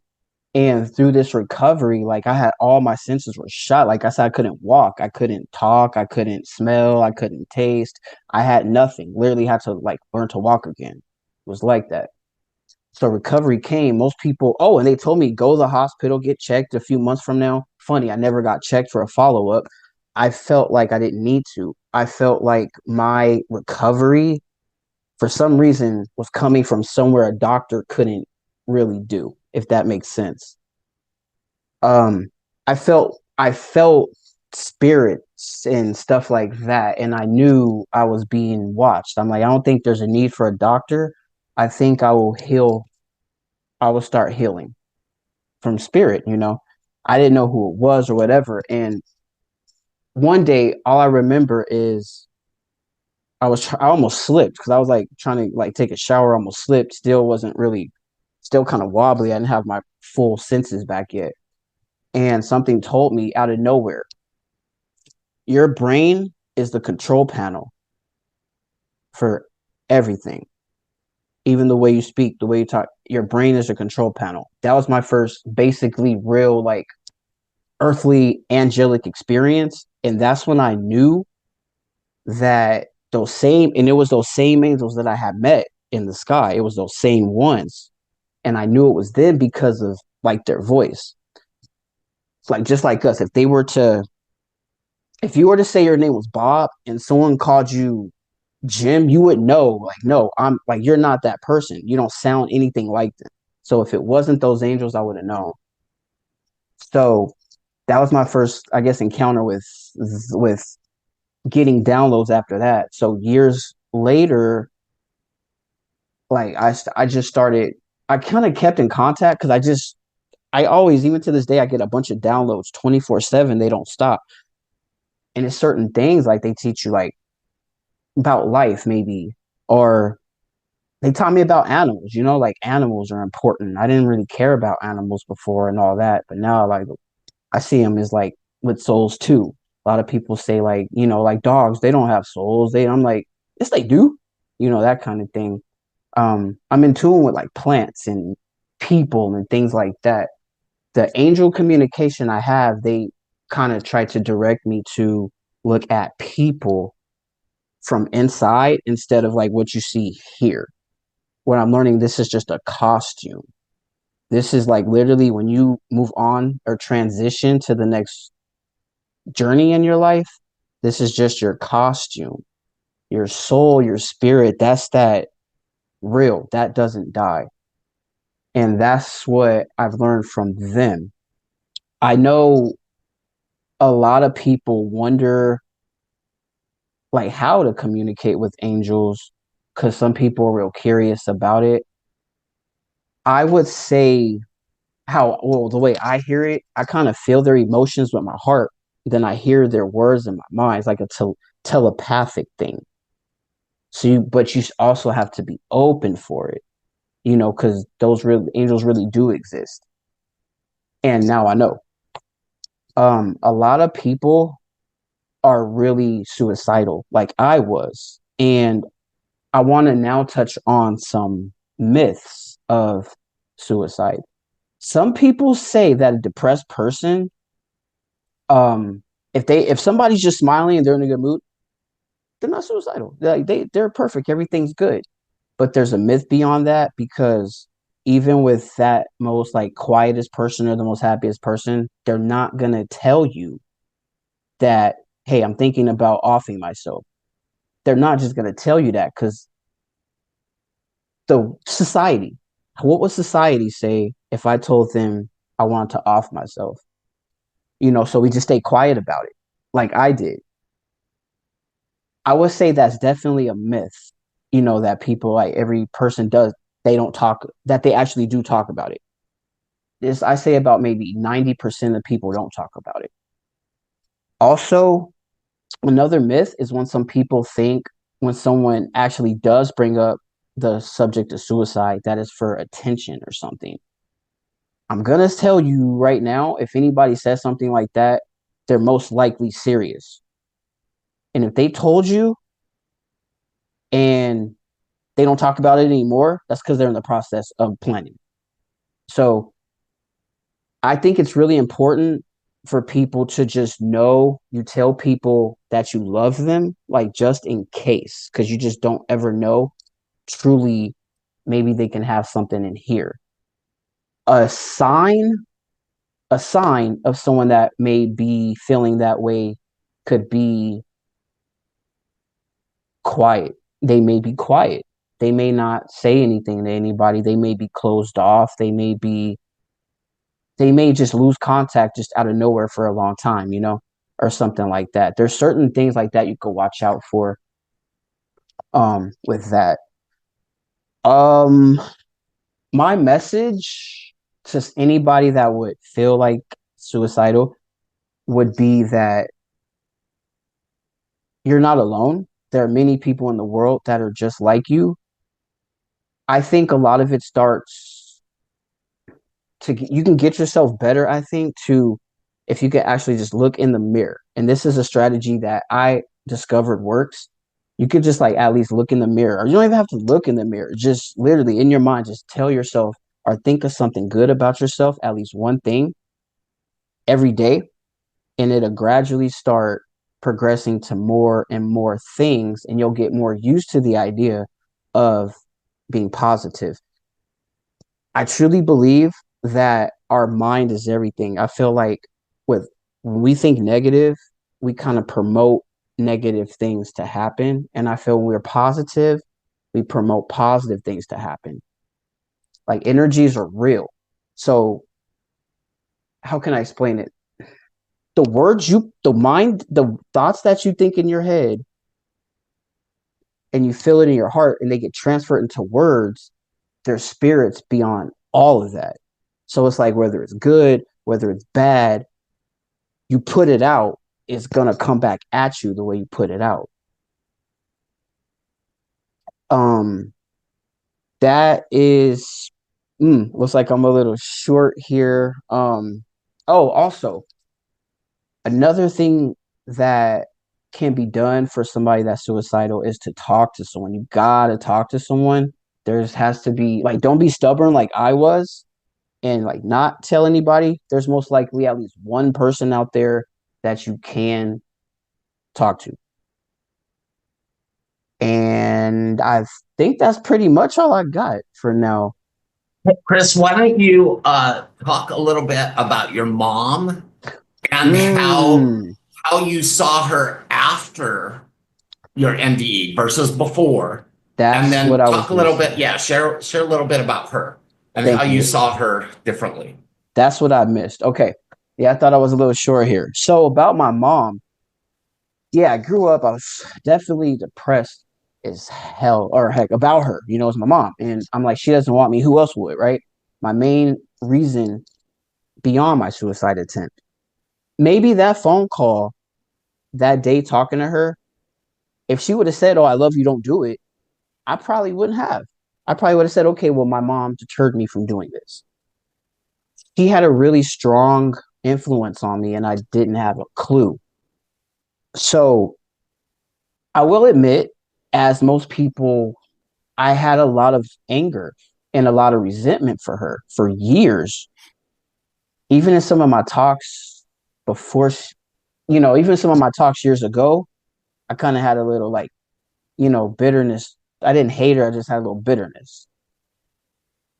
But she ended up couple years ago, like 2 years ago, she passed away. And I definitely seen her different after that versus how I did before. So I got the phone call, and which is funny because months ago, or months before she passed, I was even thinking like, well, maybe I should go out somewhere and look for her. My mom was homeless. She was always homeless. So nobody like knew where she was. And she stayed away from the family so no one could know. She didn't have a phone so no one could know. It's, so no one really knew where she was. I just know I get a phone call one night that she was found on a sidewalk. And it was I remember this time was real rainy. The weather was really bad. And I don't know, I just thought, my mom was stuck. My mom was in that before she died, So I was told to go basically go see a detective or call a detective or whoever it was and tell them my plan. Was I gonna take care of this? Was I gonna, or was I just gonna leave it for like the state to take care of so we can put it like as a John Doe or Jane Doe or whatever? I definitely thought about that. I'm like, well, how was it that she didn't want me, but now she needs me? Why would I be there for her? All this time she's telling me I don't want you. Like, well, maybe I don't want you. So I cried for a while, threw up for a few days, and I decided to take to take her and take responsibility for her transition. So I, with the help of some, friends and things like that, I got her cremated and I have her right now. I thought maybe I should be there for her because maybe she did need me in kind of way. I don't know. I just felt like she needed me. And oh, I had a dream about maybe the day, 2 days, 1 or 2 days after I got that phone call that she passed. And this dream, we were best friends in this dream, but I was helping her move to a new house. Me being a spiritual person, I kind of understand it. Like me now, I understand it as, oh, maybe I was helping her move into her house, like into her heavenly house or something. I didn't know. But we were like literally best friends, like slapping fives, all that kind of stuff, and all that, like, all right, girl, I'll see you later, girl, like that kind of thing. That was in that dream, that was the best friend I ever had in my life. Never had a human friend that was as close, as thick as we were. There was a picture of us when I was the only picture that we've ever taken together. The only picture I've ever had of her is when I was like 8 years old. And during like my early adult years, I ripped that picture to where it was only me in the picture. And in this dream, I saw that same picture, but it scrolls. Oh, for me, it scrolls over and I see her. It was the full picture. I never thought I'd see that again or what she even looked like. I seen what she was like. She had weight on her. And before she passed, I seen her, she was like in the dream, like she was really thin. She lost weight. She wasn't eating. She was doing very bad. She was sick. So in that dream, she was just smiling and she's like, I love you. And I'm like, yeah, I love you too. And that's where the dream ended. And that's pretty much the last I heard. I haven't dreamt about her. I haven't heard from her or anything like that. So the way I feel about her now is I kind of look back at some of my old talks and I'm like, I don't even really like bringing up the fact that she threw me in a dumpster. It's true. It's just, I don't know, for some reason, like when I bring it up now, I'm like, damn, like maybe she had so many problems or I don't know, like maybe it was something like mental. I don't know. Like, I wish I could have been there for her. Like, I wish I could have had this kind of knowledge now versus before. Like, maybe I could have went to look for her and could have found her and something could have happened. But that dream was basically what I got to hold on to. So yeah, that's definitely, I guess she still pretty much has a good effect on me now, especially then I have her. So pretty much, Hey, Chris. yeah. So first of all, I want to, you know this, but everybody else doesn't know that you were like one of my first speakers ever. Oh, And so I love how you've grown. And, like so many people think NDEs are the end, but for many of us, they're just the beginning. So I just, I'm so proud. But I want to ask you a little more about your mom, because what's so important that a lot of people don't understand. So you had every reason to be upset with her and not like her. But remember when you were out of your body and then you had that 360 view of her and how it changed. If you could talk about that a little bit, how, Mm. you know what I'm saying? So I just seen, like, I just wish, like I said, I just seen she really needed someone, you know what I mean? And do you want to hear more about just like my opinion of her, is what you're saying? Yeah, Or yeah. Remember how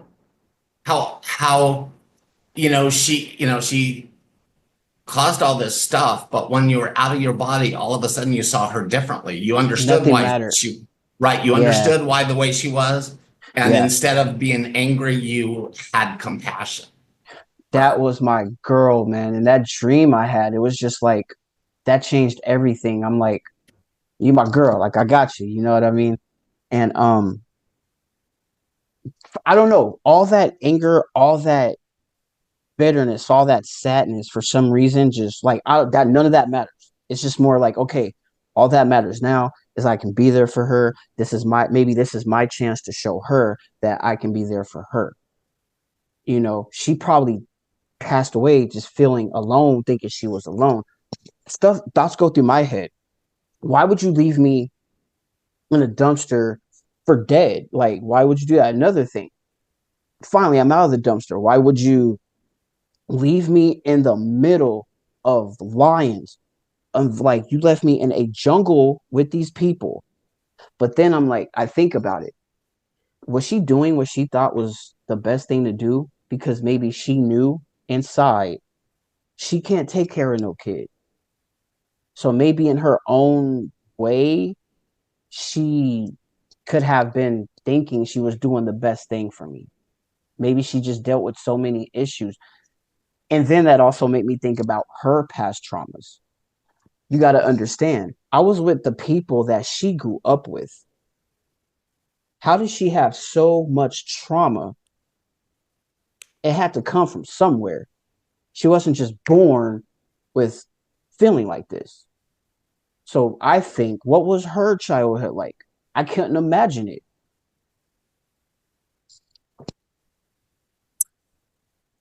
Did you get any messages about suicide when you crossed over? Was there any Yes. messages, or have you developed, what is your feelings about that now? Like when you look back?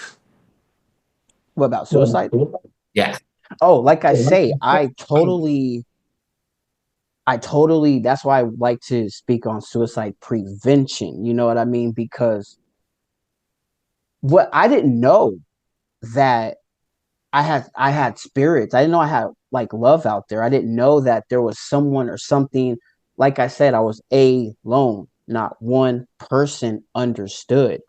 So like how I feel about suicide now is like I understand why some people do it because like there's no way out. And I understand the mind frame. You're already so discombobulated, you're not here. You are not mentally here. So whatever goes on, who cares? But the way I just that's why I try as hard as I can to be that person that's like, no, I felt that way too. I've been through it too. You don't have to do it. Like you don't have to take yourself out. There are so many other ways to do it. Even with the thought, like just of a powerful thought, something positive, something like that can go a long way. I didn't have anybody telling me, hey, think positive and maybe positive things can happen. I didn't have anybody tell me that. I had to figure it out. So I'm just hoping that I can speed up the process for a lot more people so they don't have to like go through that road. So You also want people to know I got that they're one not question, alone. Sean. Yeah, just a sec. You can. Okay. I want you to ask a few questions. I just want to make sure that Yeah, please do. that he makes this point, that you want people to know that they're never alone. Yeah, you're Like you never alone. felt alone before, Mhm. but you know for a fact that we're not alone. Yeah. And with that is you got to keep an open mind, because even with the closed mind, how you don't get anything with the closed mind. You got to at least be willing to receive, to know you're not alone. And most people that are feeling that way already, like suicidal, they are not, there. Yeah. Eric, do you have some questions? Yeah, Chris, such a powerful and beautiful story, and thank you so much for sharing. This one is interesting for me because I'm curious where you're at now and after you came back, did you or now do you have self-love? And how was that Um, journey of developing the self-love? mm, okay, I'm just gonna say I have a lot of self-love. I can give a lot of it away and still have a bunch left. I mean, like, not to be like cocky or anything. It's not a cocky thing, but it's more like a sure. I am not scared of death. Like, I'm not scared of, like, if I'm not scared of death, I don't care about nothing. You know what I mean? Like, I so that's why I have so much joy inside of me, and I try to like spread it to others, and you know what I mean? Um I also want to bring up too, with the positive thoughts, my life changed too. Um I went from just not motivated to work to doing like hard labor stuff to much other stuff, and then I just this NDE redirected my whole mind and put me into special ed as my career. So for years, I just been with my special ed. I've always loved my special ed because I felt like they were more closer to source. You know what I mean? Like they're really in tune. As an So educator? as an educator, Okay, you teach. so yeah, so that's when I got into the schools. To be with my people. I call it my spiritual people. Yeah, Yeah. that's beautiful. I taught But special ed children that for came that 10 came from years. So I positive know. thoughts. So yeah, that's all. No, that's so beautiful. I Yeah. taught special ed kids for 10 years, so I know the Mm. connection that you must feel with them. And have you been able to forgive the extended family, the people that you stayed with and the other people around you that were kind Gr- of really terrible to you at the time? Grandma, I seen her before she passed when she was in the home, and she told me she wants to get out of here. I said, okay. I knew what she meant. My goal was to go visit her, make her laugh a lot, like I usually would try before I left. That was my goal, and that's what I did. Went over there, I made her laugh a lot, and when she said I want to get out of here, I said, I got you. I got you, Grandma. Other than that, I wrote a book called Boom a few years back, and let's say the other end of the family wasn't so accepting of that book, and they were more denying everything that happened. So I guess, like, to answer your question, I don't have like resentment towards them. I'm just kind of like, damn, it's kind of funny how you really can't even be around your own family members that never wanted you to succeed as it was. If so, they would have tried to look for you. Where were any of them during my 9-year death experience? So Yeah. I've been in some crazy situations. So it's like I'm not so like angry at them. I'm just like, I don't even know I don't know. I don't even know the word for it. But to Yeah. go out there and just crap on my name from my book, my this, I'm liar, I'm this, I'm that, as I'm sure a lot of speakers out there experience as well. Like, why would I put myself out there if I was lying, kind of thing? You know what I mean? For Exactly. the whole world. No, you were speaking your authentic truth, but it hurt them and they weren't ready to face it and deal with it. So, I think I'm kind of hurt. Now that you say hurt, that's what it is. It's not more anger, it's just more hurt that you know what you did. You know everything that happened. You were around, and now you still deny it and say that I'm a horrible person for it. thank you, my brother. Thank you for sharing. Let's see. Got a few more questions. Also, everyone, keep your questions coming because if we don't have time to answer them in this segment, we'll do it at the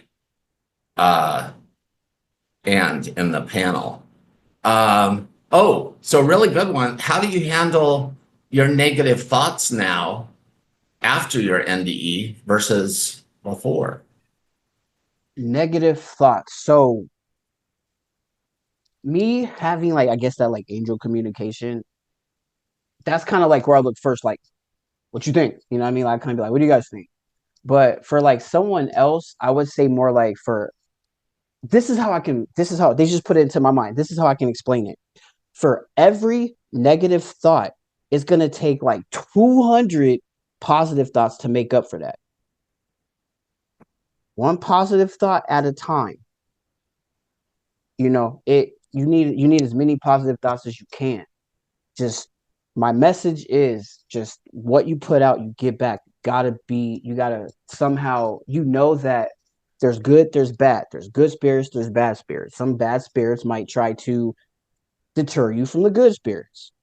Just concentrate more on the good spirits because it's mainly something like bad that doesn't want you to feel a good way about yourself. It's kind of like the opposite of God. You know what I mean? Right. Did you say you got the choice to come back or you were told you had to come back? I fortunately had the choice. They asked me, do you want to stay or go? And I knew even that moment, I knew no, not many people get the choice. So I knew that's why I said, okay, if I got a choice, I'll just go back. I know since I have so much to do for so many people, let me go back. Right. And so, some people don't understand that. And there is a question wanting to know, with everything going on in the world, why would you want to come back? Is what they asked. I used to ask myself that when the first couple of months, I'm like, what? I said no. You said no. But it's just that at that exact moment, that's what I'm saying. Like a lot of people ask me, like, well, you didn't come back. You came back and you were feeling this way. You liar, you liar. If you were me and you were in that situation at that exact moment, your thoughts don't matter. What matters is the world and making sure that message when God says, tell everyone I love them, that's what's going through my head during this moment. Yeah. That's I So had it the wasn't choice about me. too. And it's not Yeah. about like any of us. I think it's Exactly. It's more your about, purpose. yeah. You've got a lot of work to do and you're doing it.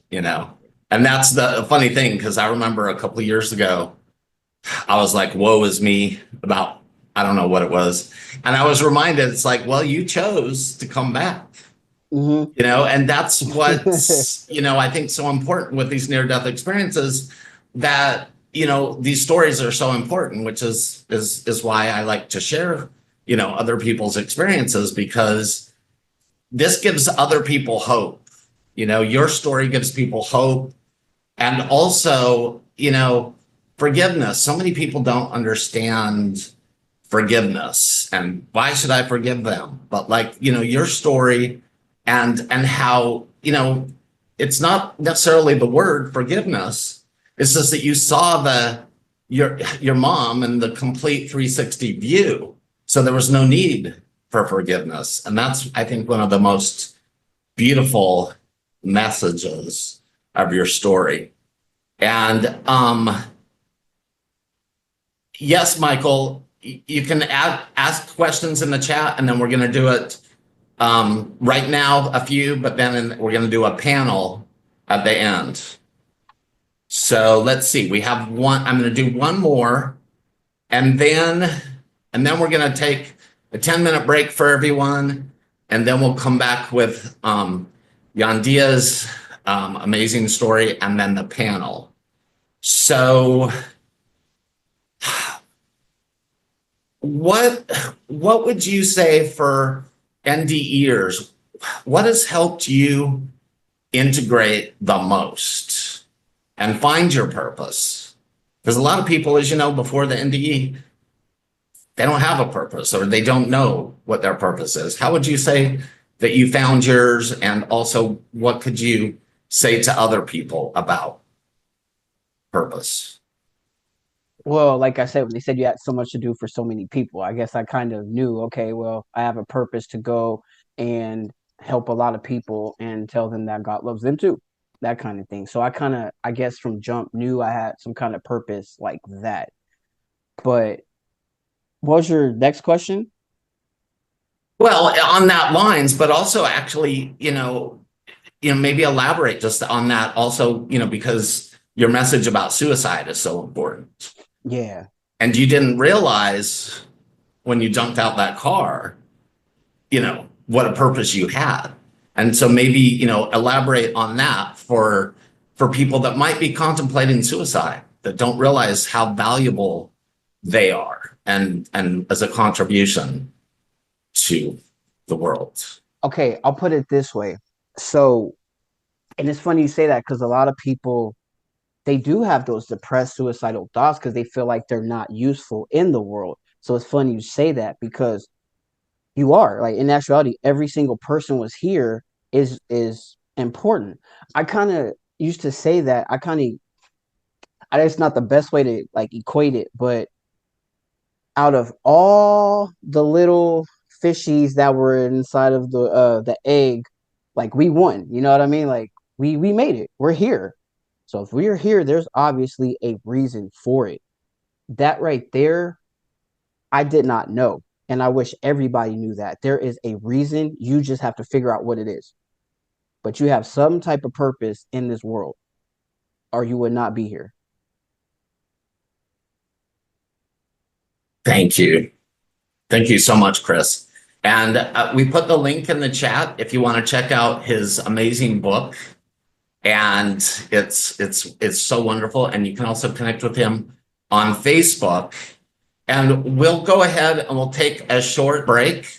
I want to welcome Yandea, who in January of 2024, Yandea experienced 2 NDEs after losing over 40% of her blood due to hemorrhaging.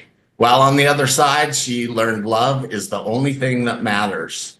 Yandea is the wife, mom, and entrepreneur, and the founder of Abba Ma Healing and Mama Says Publishing House. And you can learn more about Yandea at www.iambama.com, and we will put the link in the chat. Yandea, welcome. Thank you so much for having me, Sean, and hello, everyone. I am Yandea, and I'm so happy that we had a break before I got to go on, because I was processing all of Khaliah's story, and I was like, I don't even know if I want to be speaking right now. I want to kind of be there to ask her questions and just to, reason about some things. And then on came Chris. And I was like, oh my gosh, do I really have to go? Because I'm just in a whole different zone, just loving and just, feeling all the energy and everything. So yeah, I just want to send love to Khaliah and Chris for sharing their story today. Really appreciated hearing it.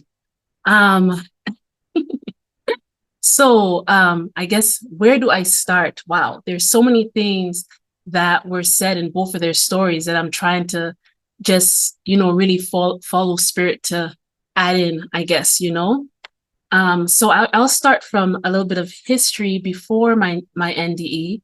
I was born and raised in St. Lucia, very heavily influenced by my grandparents, specifically my grandfather, who was a healer, and he is now transitioned, but he was the one who kind of helped me to realize my gifts and to, show me the way, right? I ended up leaving St. Lucia and coming up here to North America. I'm in Canada now, and with my mother and her husband, and it was extremely lonely.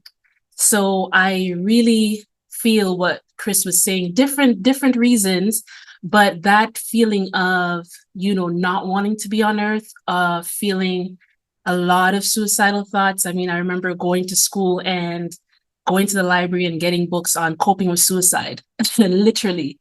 And it was just so hard to be here on earth when I was very much aware that what I was experiencing on earth wasn't what other people were experiencing. So seeing things, having dreams, being able to, like dreaming things before they would happen,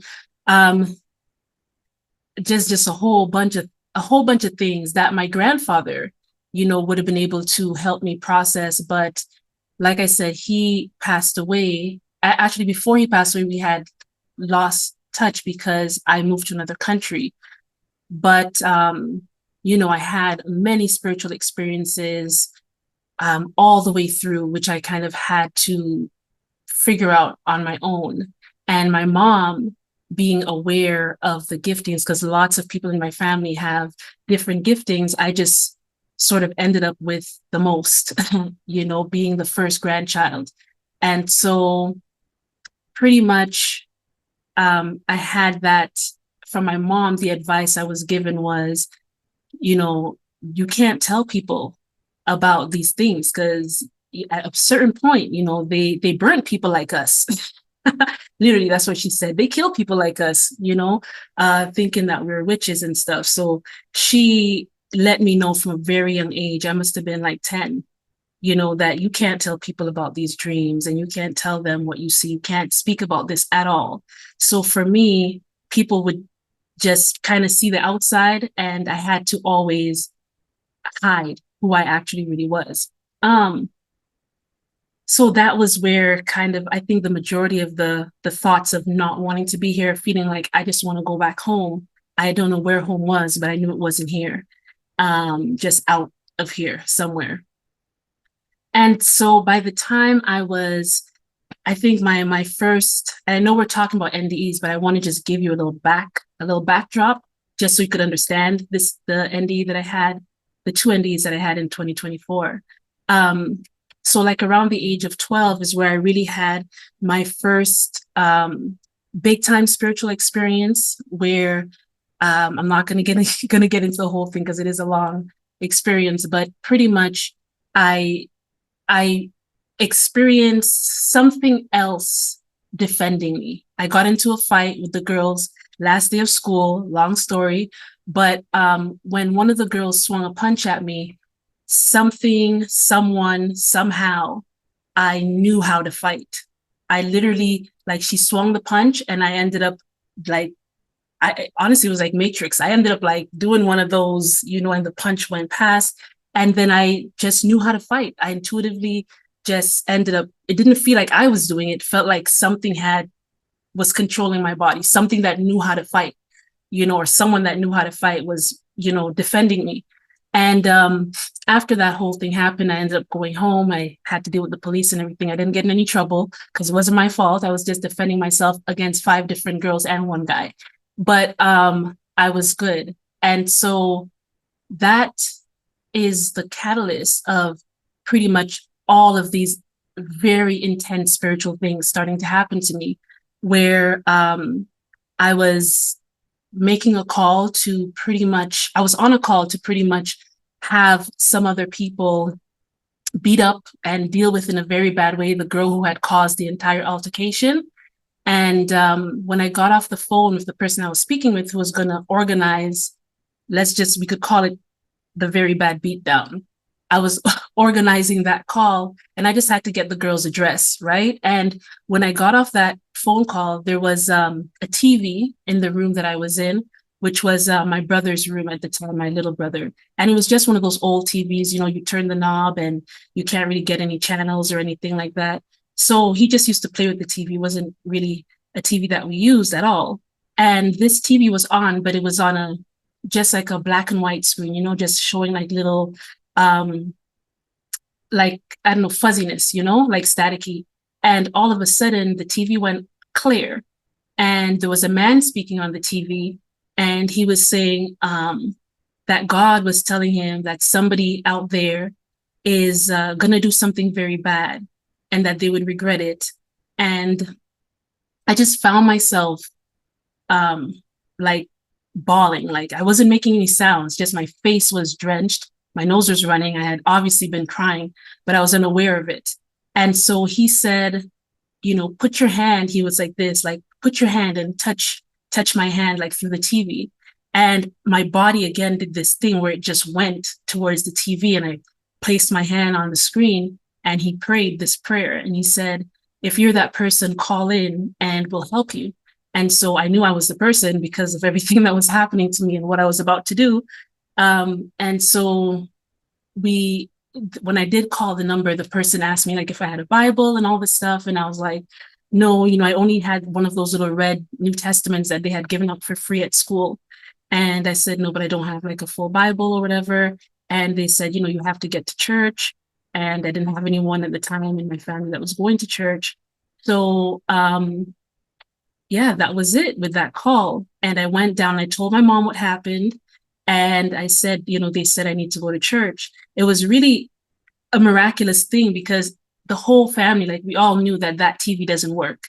So when I told her that there was a man who came on the TV, it was extremely clear and everything. She also felt that it was something, kind of supernatural. So she got in touch with somebody, like a family friend of ours, and then they had someone who was going to church. So then that was the arrangement. So pretty much they end up contacting me literally the day after I had my first 2 prophetic dreams, right? And this all ties in because this is the starting of, like I said, a lot of spiritual things happening. And through that call with that lady, she's the one who identified that the dreams that I was having were not regular dreams, but that they were prophetic. And I didn't know any of these words, any of these terms that you hear about, psychic, prophetic, anything in the Bible. Like at that time I was 13 years old, right? So I didn't know anything about those things. And so she ended up coming to my house. She asked me to draw what I saw in the dream. And she said her daughter had a similar dream. And her daughter also had this gift, and her daughter had the similar dream. And her daughter had a message from God for me saying that I would be, a lot of people would be saved, is the word they use, saved. And I was called to be a fisher of men. I didn't know any of this stuff meant. I would know later, in reading the Bible. But she came to my house and she gave me a Bible and she showed me the picture that her daughter had drawn. And I had painted the same picture. She had told me to go and, paint the picture, and she would bring her daughter's picture, and our pictures were identical. So we had seen the same thing in this dream, and her daughter was older than me, and she had her dream years before me. Anyhow, this is just the starting of miraculous things, right? And so I always knew, like from that age 13, that like God kind of had something for me to do to help people. And that's what was the catalyst, from that age, and especially my grandfather accepting that I had some, my gifts or abilities were not like for myself, but, to share with other people and to help people. So I had already accepted that, and I felt like I was kind of on a good course. The way that I understood the Bible was very different. I learned the Bible through a light that would show up like a ball of light, literally look like a ball of a blue light, and it would come over the pages, and I would just read whatever it was showing me. It would disappear. I would turn the pages, it would reappear. And that's literally how I read the entire Bible in like 2 months at that age. And I had a totally different understanding of what I was learning in church.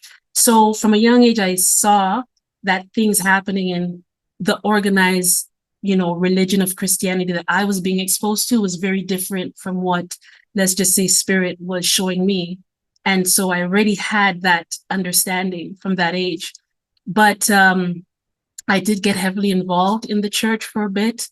And I ended up coming out after experiencing a lot of abuse, so just a lot of abuse, from sexual abuse to every other type of abuse. I kind of feel like sometimes that could be the worst one, especially for women, but it was terrible, so when Khaliah shared about her experience, I'm sorry to hear that she went through anything like that, but I also had that revelation that when this was happening to me, that nothing was touching my spirit, that something negative could happen to my physical body, but that nothing anyone on the outside of me could ever harm my spirit.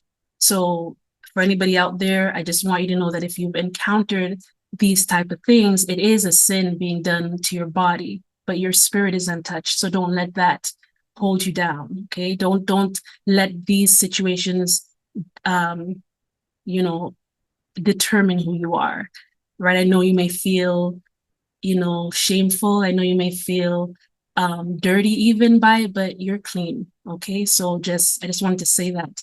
And then, so moving on, I came out of church and I've just kind of been reprogramming myself, you know, like balancing and understanding Christianity, spirituality, the difference between spirituality and religion and all this stuff. And I just started, like in 2012, I started my healing business.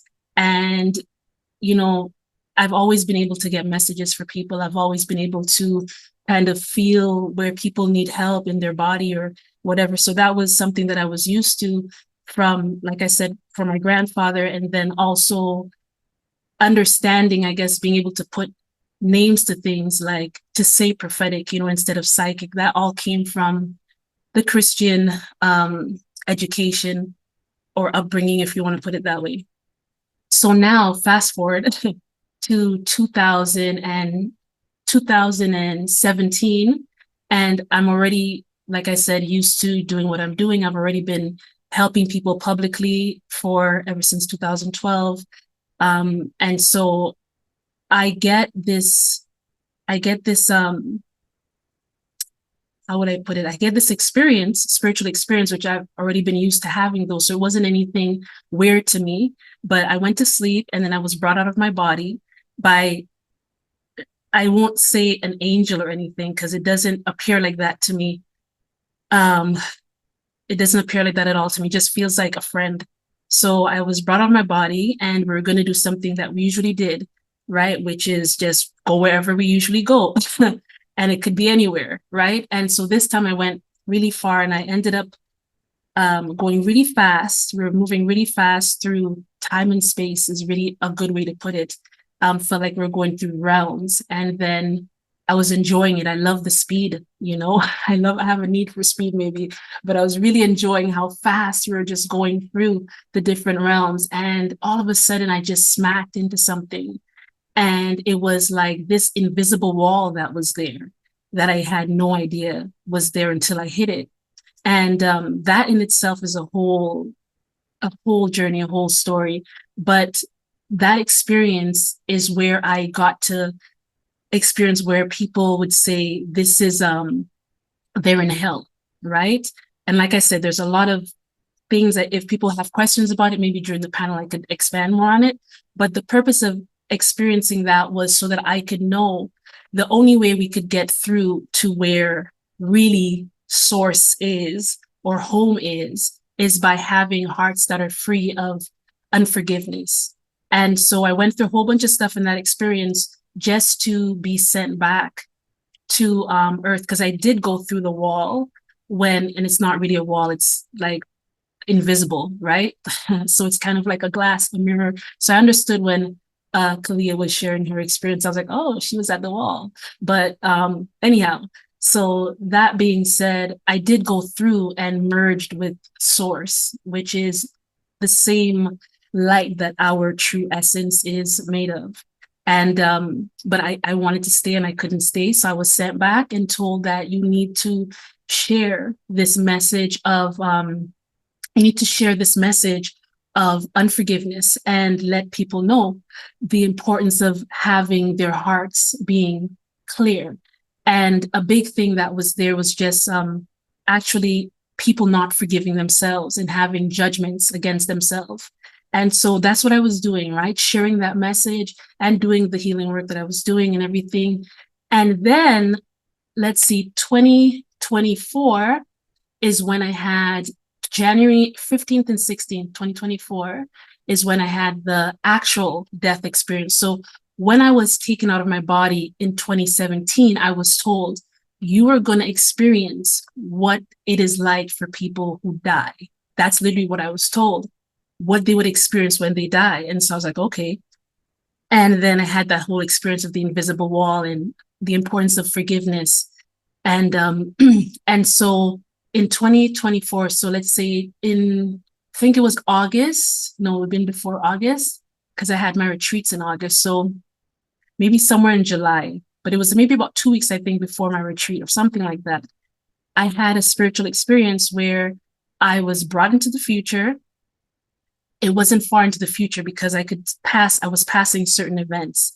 And one of the events I passed was my retreat, which was in August. But I went past the retreat and I just stopped all of a sudden. And I was told when I stopped, I just heard a voice say, "You will die, but not die." And all the shame of your past will be gone, but you will still remember it. You will have the memories of it, but no more of the feeling of it, shame and guilt and all of this. And I was like, before I could ask anything about it, like, what does this mean? I was just pulled back. And as I was being pulled back, I was passing events. And one of the events, like I said, I passed was the retreat I would have. And as I was passing through the retreat, I remember hearing somebody said, it was a man that I didn't know, and he said, "It's like she was possessed." And I was thinking, what the heck? And when I came back into my body, I was just thinking, possessed? Like someone at my retreat is going to think I'm possessed? And I was just so bothered and worried about that. And I actually mentioned it to, I have a group of people who, help me with my retreats and stuff. And I mentioned it to them, and, it was like, okay, put a little pin there. And I really was concerned about that retreat. The retreat time came, and during the retreat, I was still talking to Source, about this whole possession thing. And I don't know I don't want to really, go through that experience, but I know that I was told you would die, but not die, because it all happened so fast. Anyways, I went outside to bring out like I think it was cacao or something I came outside to bring, and there was a tent of people, and they were in there. When I came into the tent, one of the guys, the only person at the retreat who had never been to my other retreats, he was the only guy there. So I only met him for the first time that time.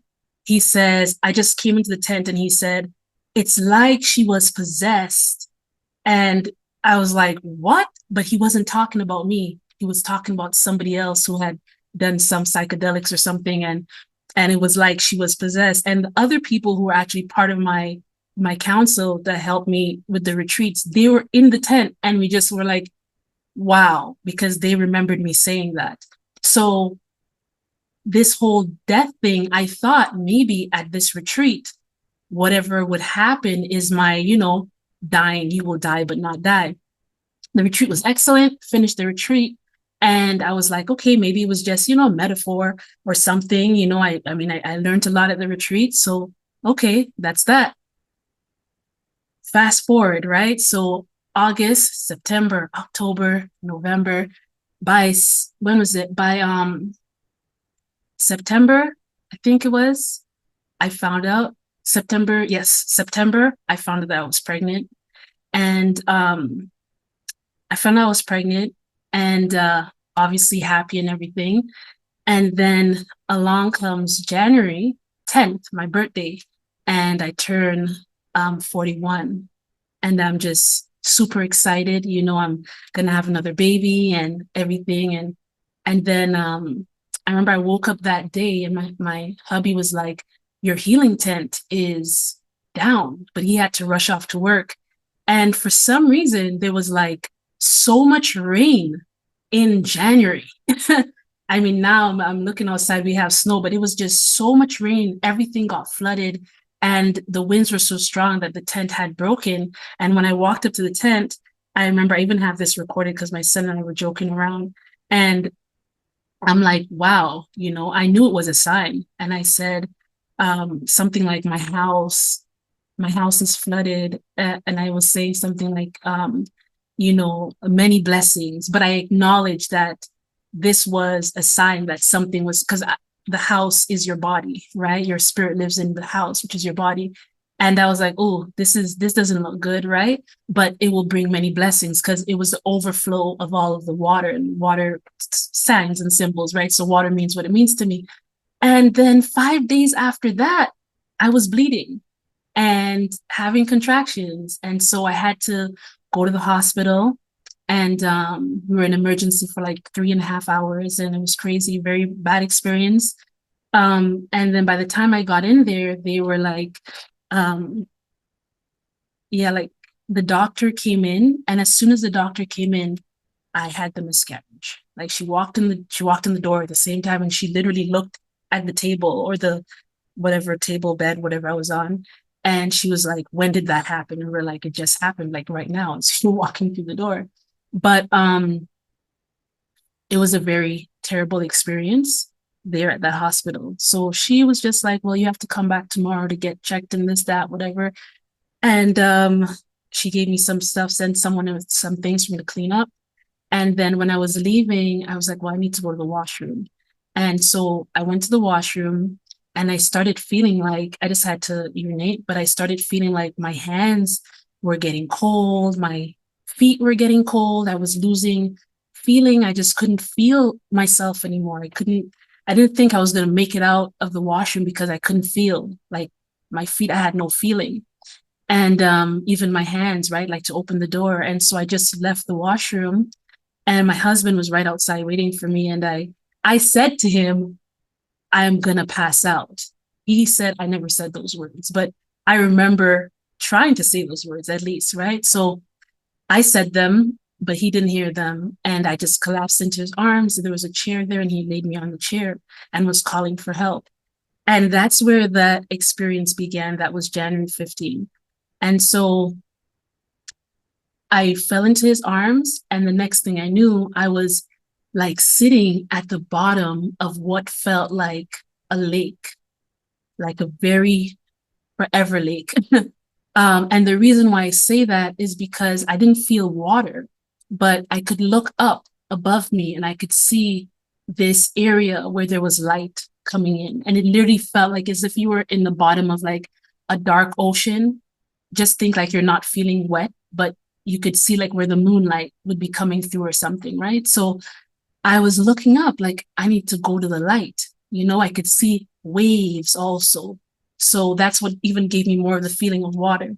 And so I'm like, okay, I need to get up there. As soon as I thought it, I was there. I was trying to go through, but I couldn't go through. And I could see my husband clearly on the other side. I could see all of the hospital. And it's not that I'm saying see, I couldn't see it with my eyes. I could see my husband there, but it was only through this little, like, I mean, think of like this, I could see my husband clearly. This is where the light is. Everything else was dark, but I could tell what was happening in the rest of the hospital. Although I couldn't see it, like I could know, oh, there's a male nurse, he's talking to another nurse. I could see him being concerned and he starts coming over. I could see all of that, but through the little window that I was looking through, let's call it that, it's like I couldn't have been able to see that. Only my husband was here. And I could see the nurse that was with him. And I kept trying to go through this wavy light thing, and I just couldn't go through.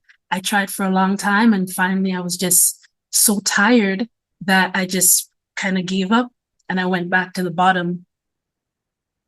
And then the next thing I know, I was being like called, and I was hearing the nurse saying, oh, you're coming back now? Are you coming back to us?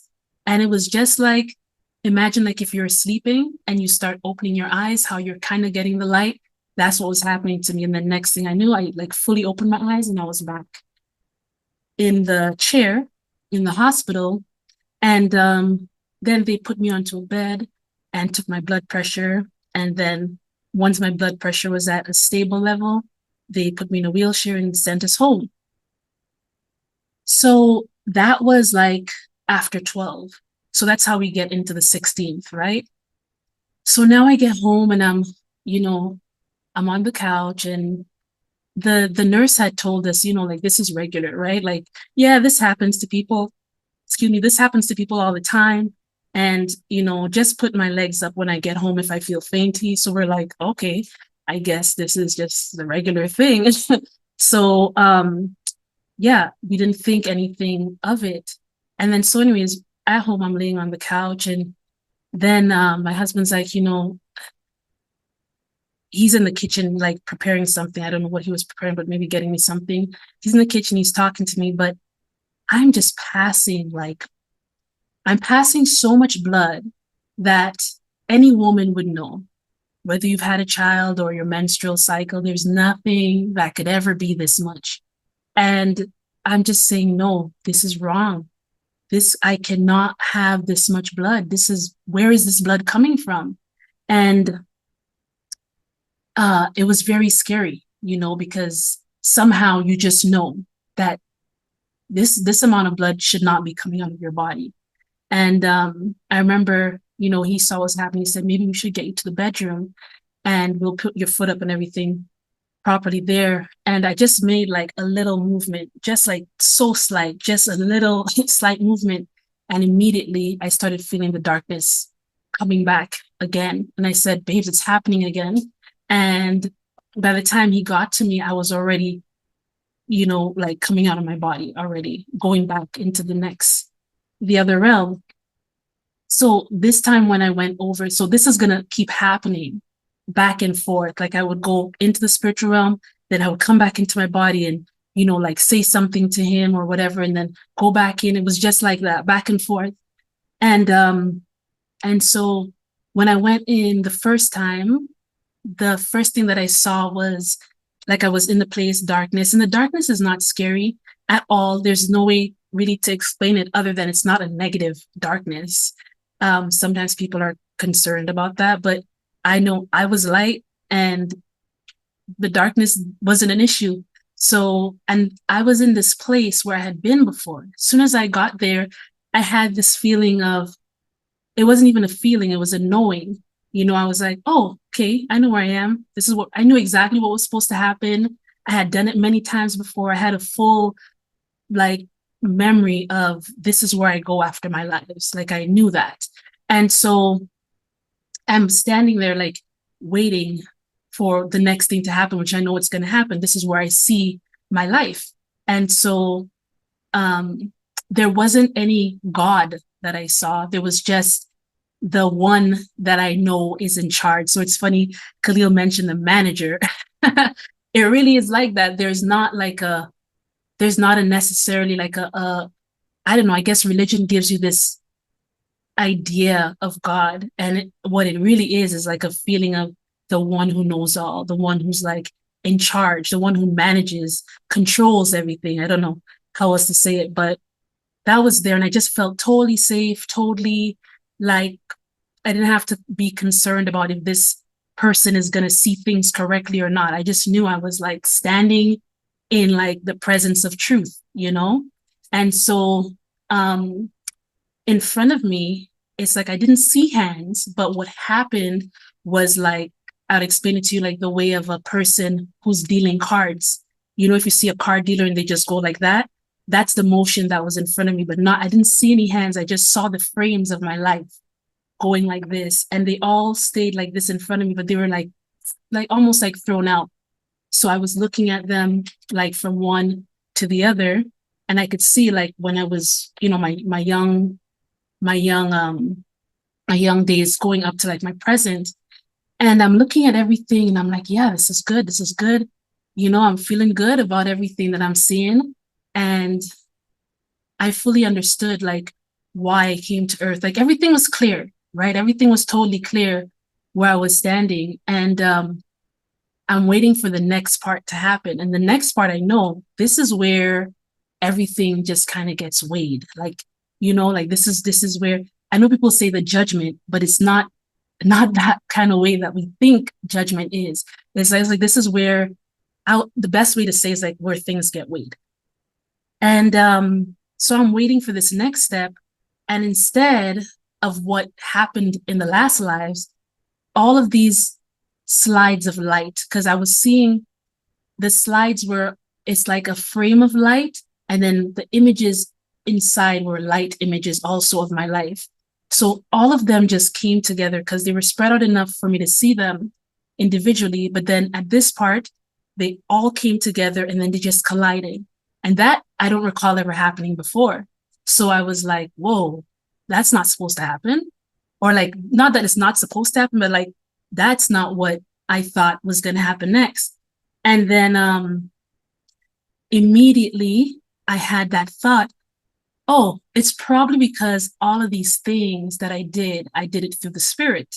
So that's why, it maybe doesn't, it's not counting is what I thought to myself, or it's not being like weighed or taken into whatever account or whatever I was thinking. And then after I had that thought, I said, my next thought was, wait a minute, but what about being a vegetarian? Even at that point, I had been a vegetarian for 12 years, like vegan for 9. And then the last 3 was the 3 years I was vegetarian. And so I was thinking, but what about being a vegetarian? That has to count for something. And immediately upon having that thought, I like clearly, it wasn't another voice. It was like my own true self saying, exactly, like the fact that you even have this thought is the reason why it doesn't count. It was like so obvious. And I was like, oh, okay. And so that happened and I understood everything. I understood why. And it's so funny the way that how when you're there, because you're like standing in truth, literally anything you think you have the answer to, you don't really have to ask questions because as soon as you think it, you have the answer. So I just understood why everything was what it was, why it didn't count. I understood the whole entire thing. And so after that, I came back into my body. And at that time, my husband was on the phone with like the dispatcher. He had called 911. And then I went back again on the other side. So I kept doing this for a while. And one of the other things that I think is important to share, like there's a lot of things that I was shown, but I feel like in time, things become more relevant. The other issue is that, and this is what I'm still processing, is not wanting to share anything that is not necessary, like it's not helpful. There are things, but there are some things that are just not helpful right now. And not only is it not helpful, but unless things can be said perfectly or be articulated in the like correctly, it's just not worth confusing anybody.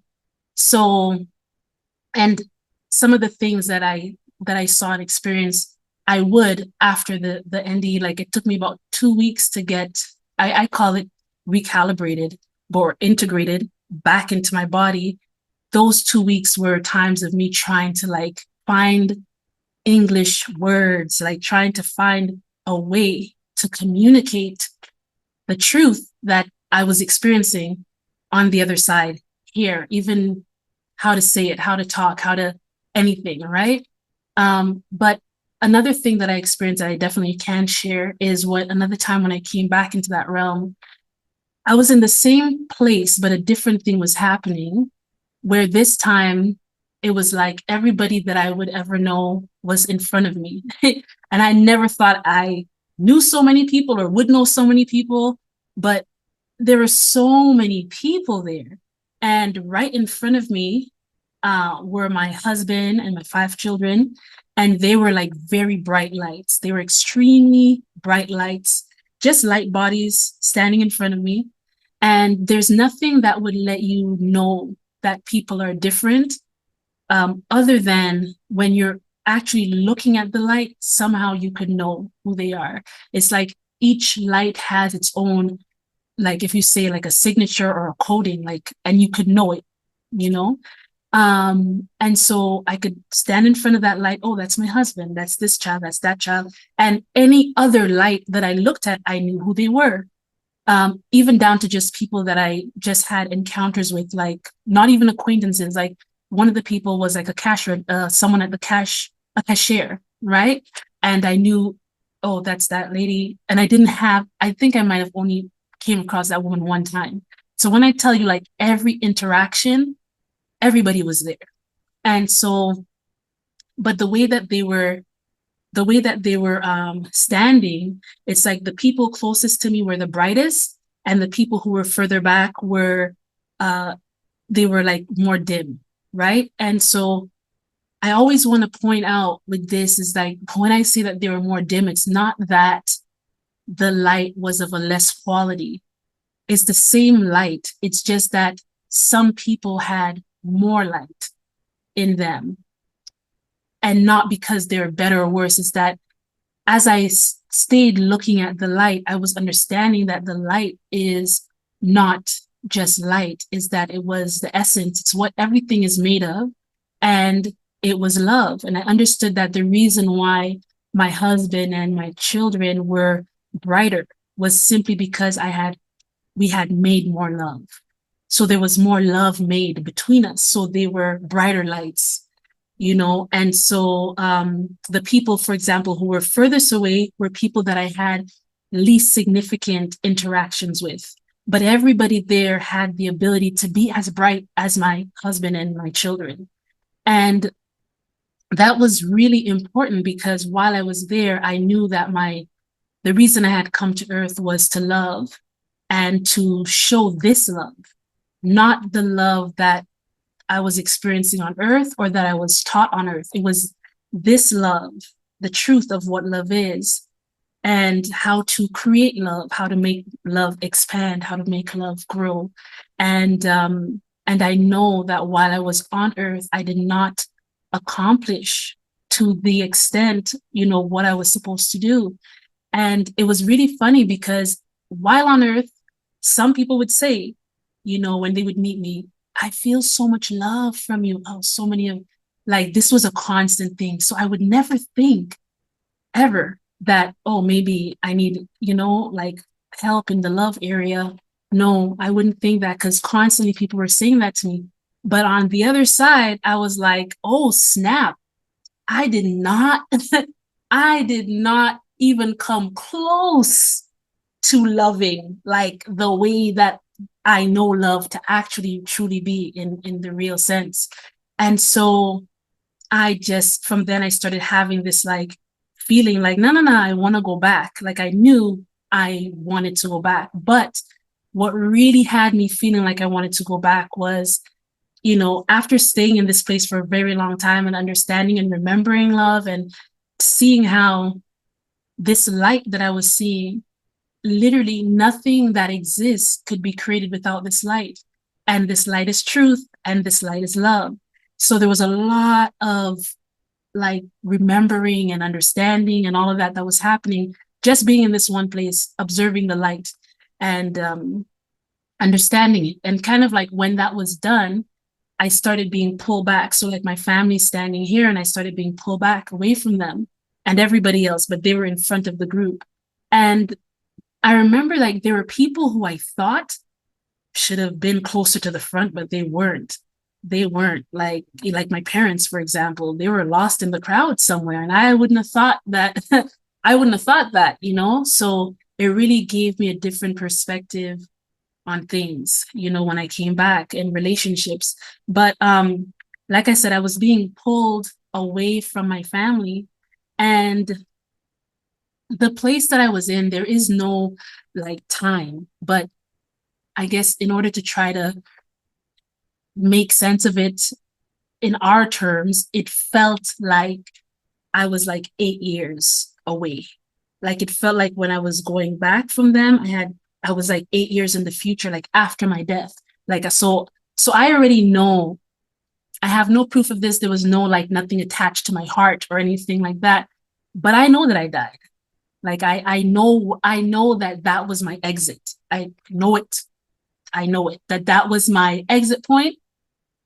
And I saw the future of me of 8 years after dying. I experienced and like I said, it felt like 8 years. I experienced my children, they were and my husband, very bright. And as the years were going and going, I could feel it, the feeling they couldn't feel me anymore. That essence, that brightness, that love that was connecting us, making us one. It's the further I went, it's it was getting dim, And it's not that the love was changing. It was just it was just getting dim and it wasn't as concentrated. So it was not easy to stay. My essence wasn't easy to be felt among them. And I could see that they would remember me always, but they couldn't feel me anymore. And that was like so, it feels emotional now, even after I think about it, but that was just so hard to take, that a time would come where my family wouldn't feel me. They wouldn't feel it, you know? And so I was just like, nope, I need to go back. I need to love. I need to make so much more love so that eternity, like no time, you know, could separate us. And I understood that, because before this experience, I did, you know, have quite a few instances where I would, I guess, bring messages from people who had passed on to people who were here, but not because I was really trying to. It just happened. Like a client would come for one thing, and then I would get a message from their mom, or for this, or sometimes I'd just be on a call and it would happen like that. Like I was never really planning it. It just, I would feel, now I know I was feeling love, but it did feel like that here on earth. It felt like I was, you know, like this, like warm, just warm love. And then here would come a message. And so I would tell the person. And so when I was on the other side and I was experiencing this being pulled back, and I was like, I need to make more of this love. I need to make more of this love so that they could always feel me. I said, it clicked. Like, this is the same thing that you feel or you felt before when you were on earth, and you would be bringing these messages to these people. This is the same energy. This is the same thing. And so through that, I know that like love is almost like love is a lot. Love is everything. But one of the things that I understood was that the ability that I had to communicate these messages was simply because I was tapped in to love. Simply, like, that is it. That was the gift. The gift is love, and it just made all these things possible. And so I had this feeling of, if I can just go back to earth, then I could strengthen, you know, make that light even brighter. And then it won't be 8 years. It would be like never. They'd never stop feeling me. They'd never lose that communication with me, you know? And I wanted to go back for that reason. I really honestly wasn't thinking about anybody else. I had in mind, like, I need to go back and, you know, do love the right way. And I remember when I came back into my body, I knew it was going to be the last time. And I said to my husband, the ambulance had not got there yet. And I'm like, I cannot, because I was literally physically holding onto the couch, like trying to make a physical contact to stay on this side while, you know, being on the other. And when I came back, I could feel like physically I can't even hold the couch anymore. And that was my grounding. And I just said to my husband, you know, like, I need to leave a message, because now it's like 3 a.m. or something, and the children are all sleeping.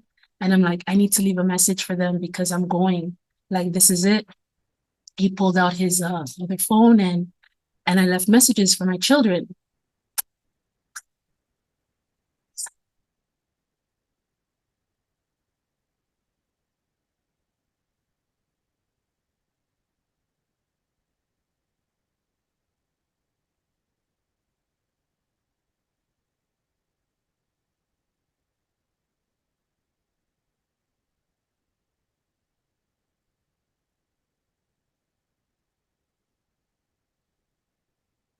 You got this, girl. We here with you.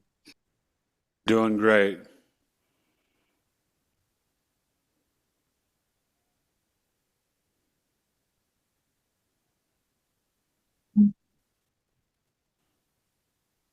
So I left the messages for my children. I don't know, I'm feeling so much.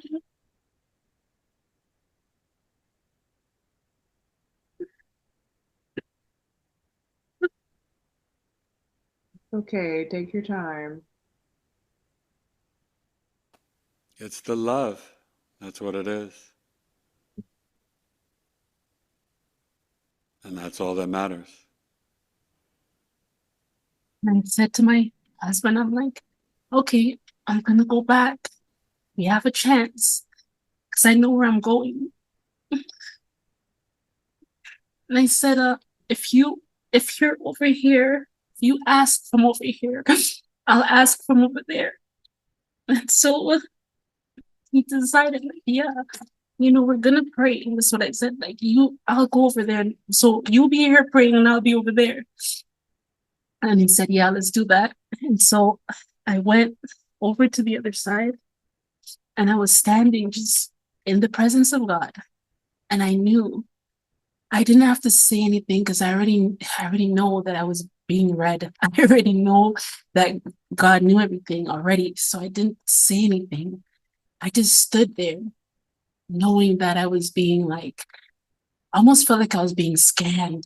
It felt like I was just being scanned. I just stood there knowing and in total acceptance that I know that if I get sent back, it's only because what I'm asking for is true and I can do it. And if I don't, I know where I'm going already. I've gone into the light actually many times. Like, not the light to come back here, but like the source, I've been in there, trust me, it's great, and although I know how good it is and how much this is home for me, I knew that I needed to be here. I wanted to be on earth. Nothing matters other than what we're doing here, and it's so important what we're doing here. And so I wanted to be back on earth. I wanted to talk about love, do it the right way, and next thing I know, I was back in my body, and the paramedics, when I came back in, they actually weren't exactly here. They were like coming down the driveway. But when I came back in my body, I already knew that they were here. And my husband looked out and he's like, no, they're not. And I was like, no, they're here. And it's like, oh yeah, they are here.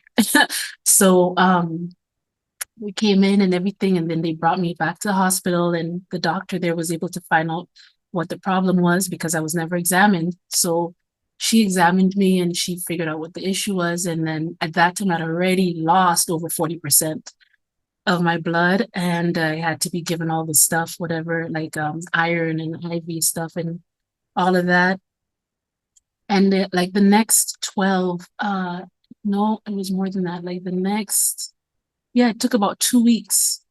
I was just in and out of my body. I got sent home and everything, but I was just like, I couldn't even walk. I would just, if I ate something, I would like pass out, just like, so like, yeah, I really did not have, yeah, it was nuts. I was very, very, took me a while, let's just say, it took me a while to get back in my body and be grounded and stuff like that. And I remember thinking like, oh man, why? I had that feeling too. I know why, because of my family, but when you're coming back into your body from that experience, you could actually feel, if you could think of like a rocket ship entering back into Earth's atmosphere and like how it's just going through something like very, tumultuous, that's literally how it felt. Like I was coming back into my body and I could feel how nasty the vibration of Earth was. I'm not even going to make sugarcoated. It was so mucky and it was so heavy. I could feel all the lies and all the falsehoods and all the programming passing through everything. And I'm like, I just want to stay clear of all of this, And that's why my spirit didn't want to get back into my body unless I was able to like still like remember as much as I could, from the other side. And until I got like a good amount of things in, that's when I kind of was like, okay, I could be here. But apart from that, I was just in and out, not going back to the side, but just kind of like in and out of my body, for a bit. And so that, it wasn't until I think on maybe a few days after that, I had a call, and the people who I had spoken to from my, what's it called? The retreat, my retreat committee, I was telling them about what happened with me and everything. And then it was another call, but people from the retreat committee were on this call. And I realized after I got off the phone, it was a Zoom call actually, after I got off the Zoom with them, I just heard clearly, but I told you this was going to happen. I told you this was going to happen. And I was like, what? And immediately my mind went to in September when my spirit had gone past October and just into the future, and I was told, you're gonna die, but not die. And immediately I was like, oh my gosh, it was January, just past August, right? Into the new year. And so I got in touch with those people and I was like, guys, do you remember, when I was told you're gonna die, but not die? I'm like, holy crow. So, I know that God never gives us more than we can bear. And sometimes we don't even realize that we're being prepared, for these maybe sometimes traumatic events or whatever it is that we may go through. But yeah, it is all love. And thank you guys. I had a little bit of an emotional time there, but yeah, sometimes I could talk about this and be good. And then I don't know what happened just now. Is this, yeah, I could just feel so much sometimes. I don't know what it is, but yeah, that's kind of where, well, there's a little bit more to the story because they wanted me to do a surgery and I didn't want to do the surgery, because I was like, well, my spirit I don't have any peace about getting this extra blood and all of this stuff. It was just like, no, I didn't want to do that. And so it was like a month later, I was back in the hospital, hemorrhaging again. And I had stopped bleeding and everything. And I woke up it was February 19th. I woke up and I heard so clearly. And one of the gifts, I guess, increased that I had from before was like scripture. I was just able to I would hear scripture and have it able to, I already had that from before, but this time it was on another level where it didn't even matter what the scripture was. I was just seeing it differently, the whole interpretation and everything. Because I explain it this way, you cannot understand anything spiritual in its right context unless you're looking at it through the lens of love. That is, really something really spiritual, things from source, unless that is where you're interpreting it from, it's always going to have some bias or some sort of ulterior motive or something behind it.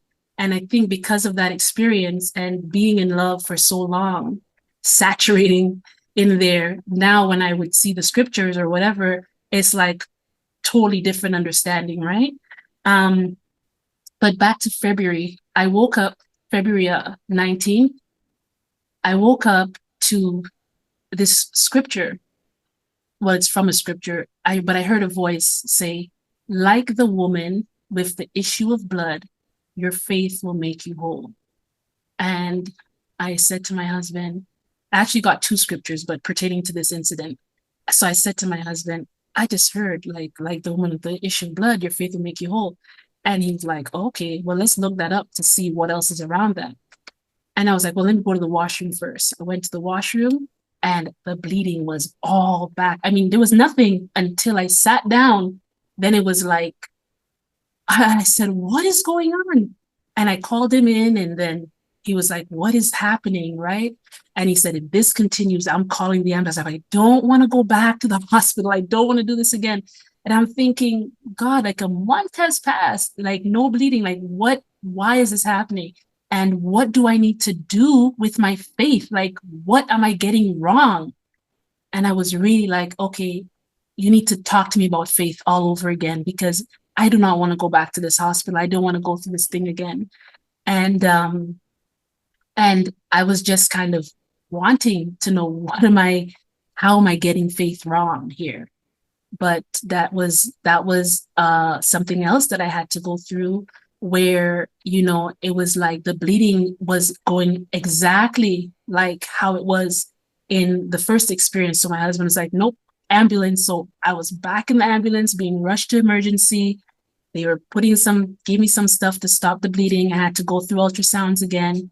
And then there were so many things in between. I don't even know what my time is now, guys. I'm sorry. Yeah, But, let's have a quick question, because your story is so amazing, but I want to make sure that we have enough time for questions and the panel. and Yeah. there was a couple of questions, and I know Eric has some questions, Yeah. but Okay. some people were confused about something Sure.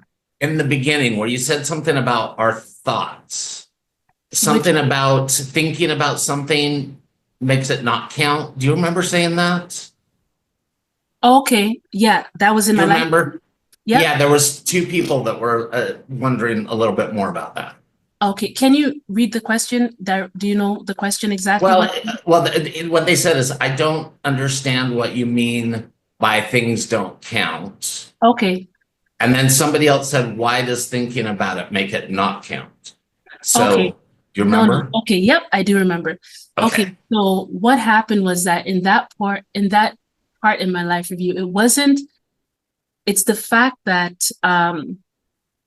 so like I said, I had been a vegetarian for like plant-based for 12 years at that point. And when I had first become a vegetarian or a vegan, actually, I believe my motives and intentions were right. Over the course of the 12 years, I think there's sort of like, it became like a badge of honor. It became, people started identifying me. I mean, I have people who are celebrities who are now vegan or vegetarian because of my influence, so I became sort of like a spokesperson almost for it. And it got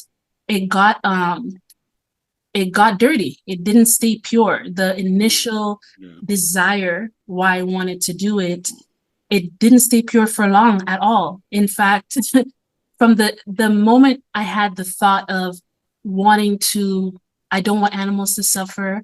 I want to choose this way. And my whole way, how I ended up getting into that is a whole different story.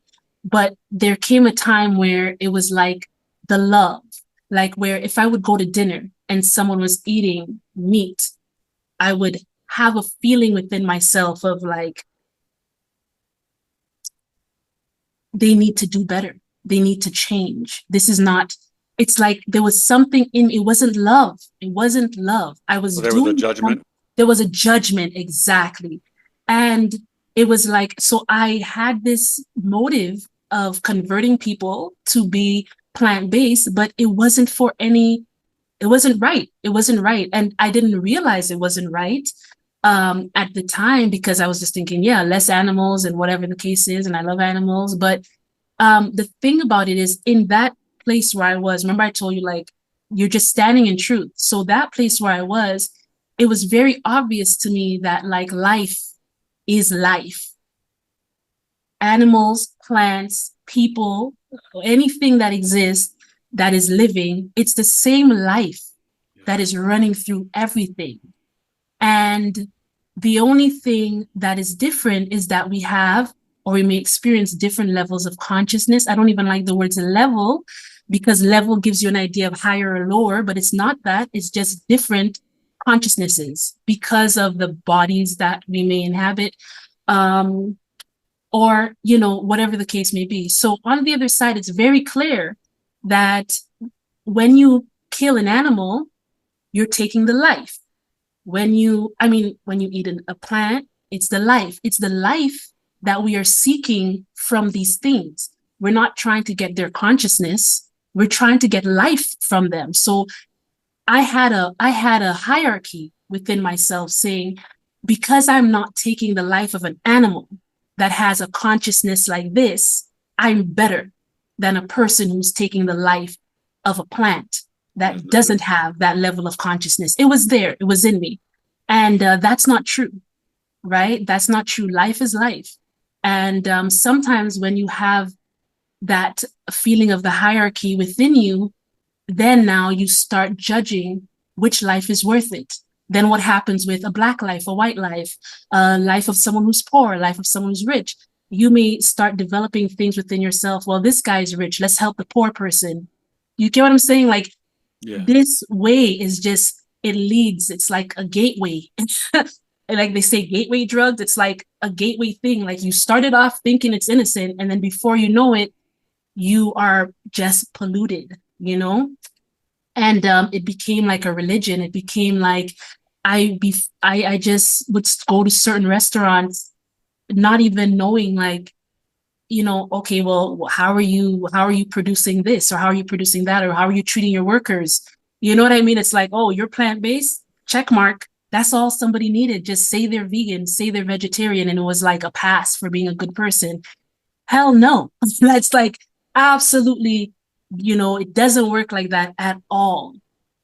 Your heart, the position, the posture of your heart is what is important. And so, you could be a loving person and you could eat animals, and you could be a terrible, wicked person, with children locked up in your basement and eating vegetables. You get what I'm saying? And all the other mixes in between. And so for me, the fact that I had a thought of, but what about being a vegetarian? Like, that has to count in my life review. That has to count. The fact that I had that thought, it means that my reason for doing it was because a part of me thought that it was worth something, like it was a merit. Yeah. You understand what I mean? Yeah. And, and what I love real quick, and then I want Eric to ask a question, and then I want to go to a panel, is that you explained what, the Bible talks about judgment, and when we die, we're going to be judged, right? But you saw that, like, it's not God judging us, it's it's us, ourselves. 100%. And that's what you just explained. 100%. Really well. You're conscious, like here, we are kind of a little dull, like, we have a whole bunch of filters we're working through, but when you're on the other side, you see things very clearly.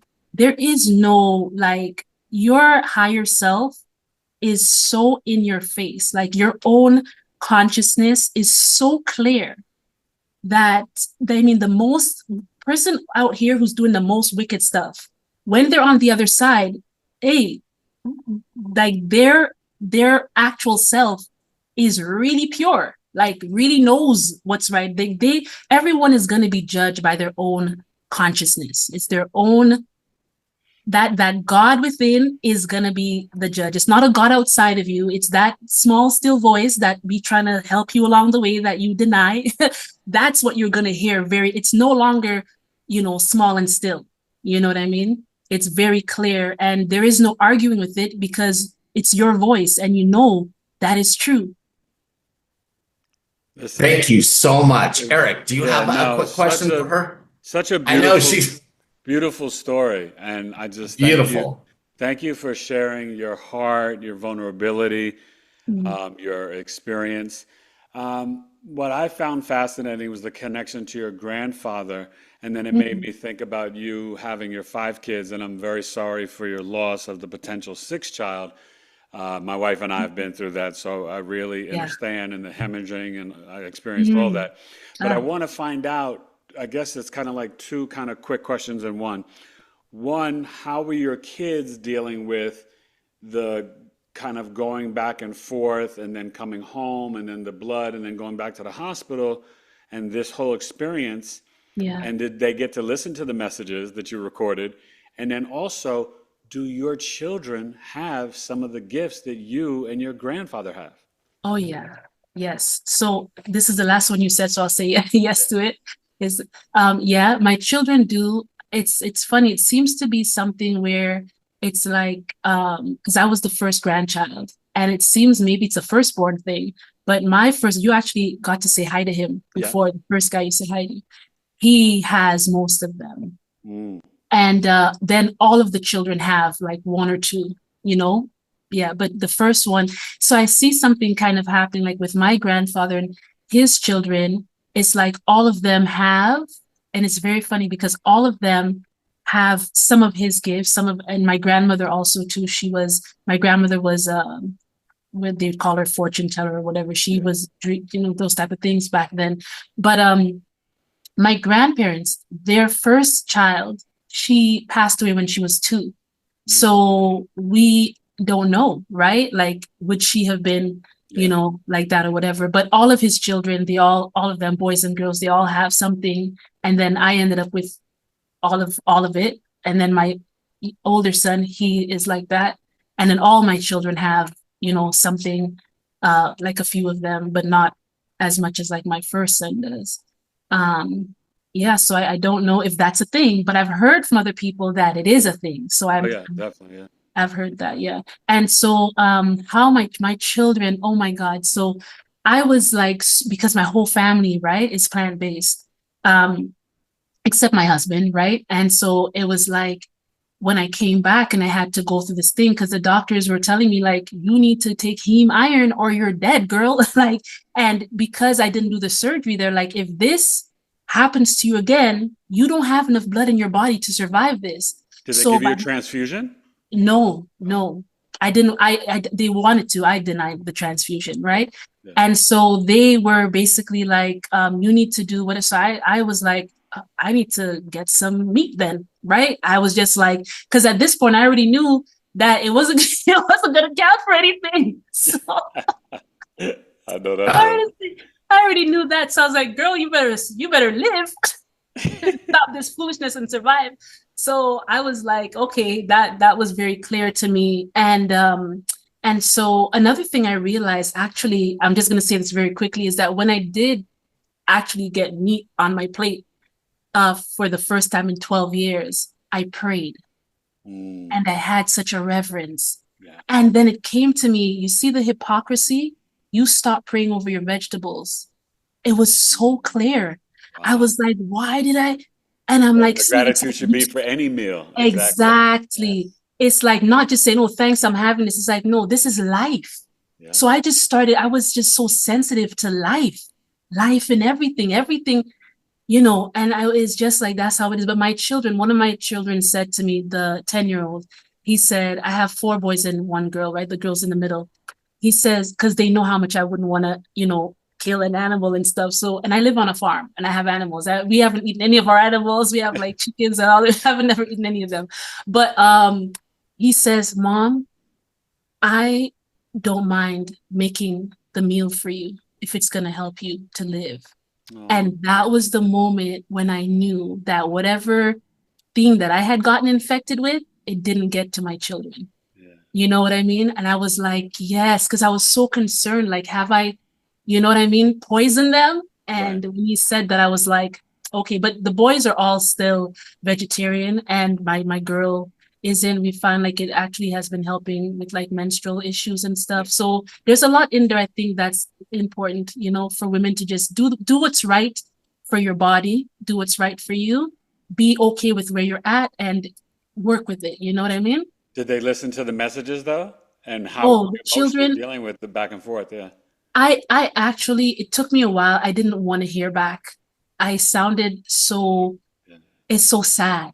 Like it was too close. You know what I mean? Hearing myself speaking. And the funny thing is that I'm speaking, like, let's say I'm saying like, this message is for Adriel, right? Yeah. Adriel, you have to. And like, so like I would say some words, but the other words were, so it's like the message is just, I know what the messages were, which I've told all of them, but like on the recording, you're hearing, I'm talking and then it's just like disappears and I come back in, but I'm totally not aware that I was drifting in and out. Yeah. Yeah.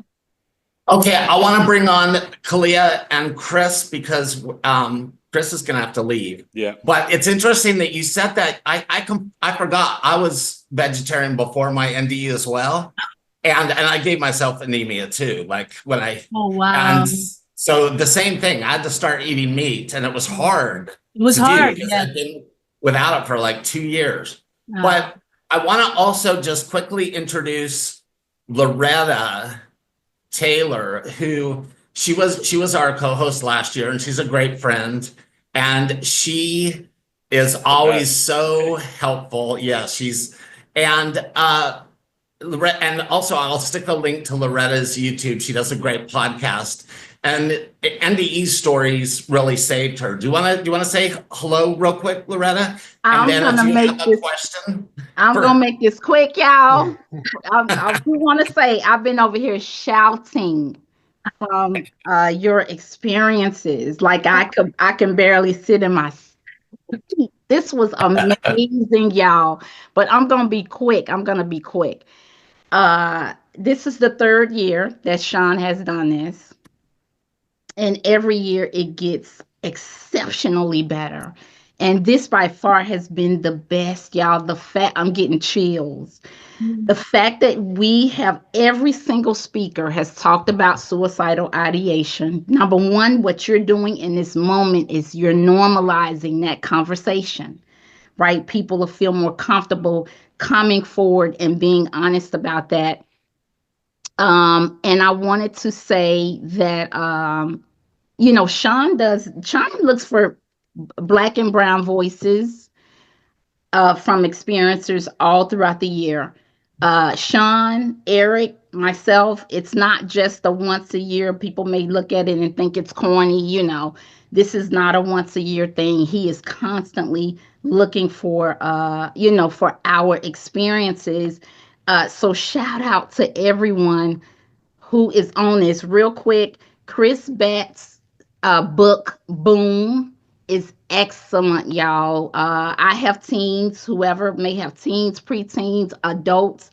It's a great book to introduce people in a very real way into spirituality and the introduction of angels and that kind of stuff.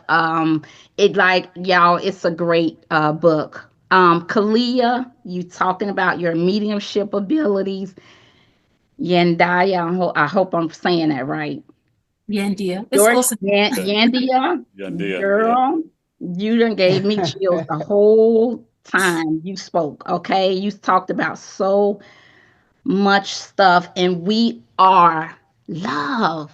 We are love. That's why we're here. And anybody who is in this spiritual space and have not love, this is not where you belong. This is about love. I agree. Right. So my question to the panel is expressing to other people, not only Black experiencers, but any other experiencers who may not be comfortable or safe. Yandea, you talked about being your grandmother being a fortune teller and just all the different spiritual experiences. Let me say this real quick. I got stuff in my head, y'all. And the artwork that you and Khaliah do, that's an expression of your NDE, keep going. Don't let anyone tell you can't paint from an NDE perspective. Y'all know what I'm talking about, those that were in there. Okay. So, but also the panel, what would you have to say to, and not just Black people, but people in the Latina community, people, from the Asian experience, people who are not as safe or don't feel safe expressing their spiritual experiences. What would you have to say to those people? And you can go first, Yandea. Before you do that, I just add what you said, Loretta, and then everyone, if you can also add on. The reason that we do this during Black History Month, even though, as Loretta said, we have people of color all the time, is because as you all know, it's not, in a lot of our families, it's not safe to talk about. And especially a lot of, the Christian, the indoctrination, African Americans, the traditional African religions like Yoruba. I don't know if, do you have Yoruba in St. Lucia, Yandea? Not really, but I know of it. Yeah. Yeah. So you have these ancient religions where all this stuff was normal. And then the Christians come along and then they make it like, well, that's all demonic and stuff. Yes. Right. Yeah. And so it makes a lot of Black families that are Christian that with the indoctrination, don't you talk about that? That's demonic. So that's part of the reason that we do this special during Black History Month, is to get people who wouldn't normally come to an NDE thing, or a spiritual thing. So yeah, if you could all talk about that also, in addition to what Loretta asked, and you too, Eric. Yeah. So I don't know if I remember everything, but I was kind of like on a little, but pretty much I would say to those people, I mean, personally for me, I've experienced the rest of my family actually became really Christian after years after I became Christian. And then I came out of it while they were heavily in it.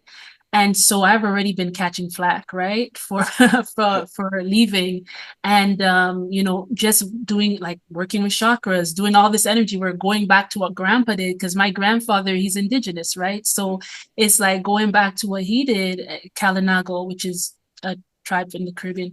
So going back to what he did, like perfect thing that you said there, like the Caribbean was colonized, and our religions, our spiritual belief was not really taken away from us per se. We were just we had to assimilate into what the colonizers were doing, because otherwise you were massacred, right? So that's what the Caribbean is under. A lot of us don't really know how to even find what those roots are. And so yeah, the oppression is there when we're trying to find back our own voices, and when we're being called by our ancestors or feeling these gifts within us. It's like that's demonic. And so I had to go through that in my own family even before these NDEs. The funny thing is that I would share, like when I would do podcasts, I would share it in my family chats, and some people would watch and some just wouldn't. But I'm already the black sheep, right? So it doesn't matter at this point. I have had secret family members DM me, or message me saying, your great grandmother would be so proud of you. That's It's beautiful. like, your great grandmother would be so proud of you. You're doing what daddy's my grand. You're doing what daddy did, and all of this sort of stuff. And then they would tell me, I have these gifts. This thing is happening to me. What do you think? So secretly, Yeah. they're not coming outwardly Mhm. because they're not really sure of who they. So secretly, they're coming to me and having these discussions, and I'm being able to help like that way. And then I want to also say is that the amount of people, that have been assisted by me sharing my story, whether it's because of the miscarriage or because of whatever I've shared, the amount of people, I mean, you may have 100 people in your family, and yes, you love them, but for the hundreds of thousands of people who will hear your story and you will help, like you're only family with these people in this life. They are not your only family. You understand? We have family across. I mean, we could have all been related in a life before. Who knows? Doesn't matter what color we are now, So just think of it like the natives have a way where, or indigenous have a way where we look at like even animals and plants as brother and sister. And it's because we all share life. I think if you think of it that way, it will be easier. Like just let go and let love. Just let go and let love, and you will get your real family. Your real family will come. You won't feel it. You won't feel the missing. Like I don't feel the missing. I have so much love around me. It doesn't really matter. You'll In find many the ways, tribe. the NDE, it's like our soul family. It is. Yeah. NDErs and It's the so real forth. family, the better one. Our sharing group kind of turns into family chat, which Khaliah, tell us a little bit about your experience in relation Oh. to that. So much of what Yandea said resonated with me because my family was spiritual, but they were secretive about it. So I grew up hearing like the scary stories, but we were in church at the same time. So it was very much like we do that spiritual stuff in secret, but I was always afraid of it. So I never did anything, when I was a kid. But I will say that it was through my grandfather's death that we all sort of collectively had a conversation at one point and realized that everybody was spiritual and everybody had a gift. So when you were speaking earlier about your kids having that, it instantly made me think it's the bloodline thing. Like it travels, down the bloodline until it's somebody who has the capacity, the energy capacity to withstand it. That's how it runs. So it makes perfect sense for me that ironically, I was the more religious one in the family at one point. I was the Bible thumper, and my aunts were more spiritual and they were more open. But I had to sort of come into that, and it definitely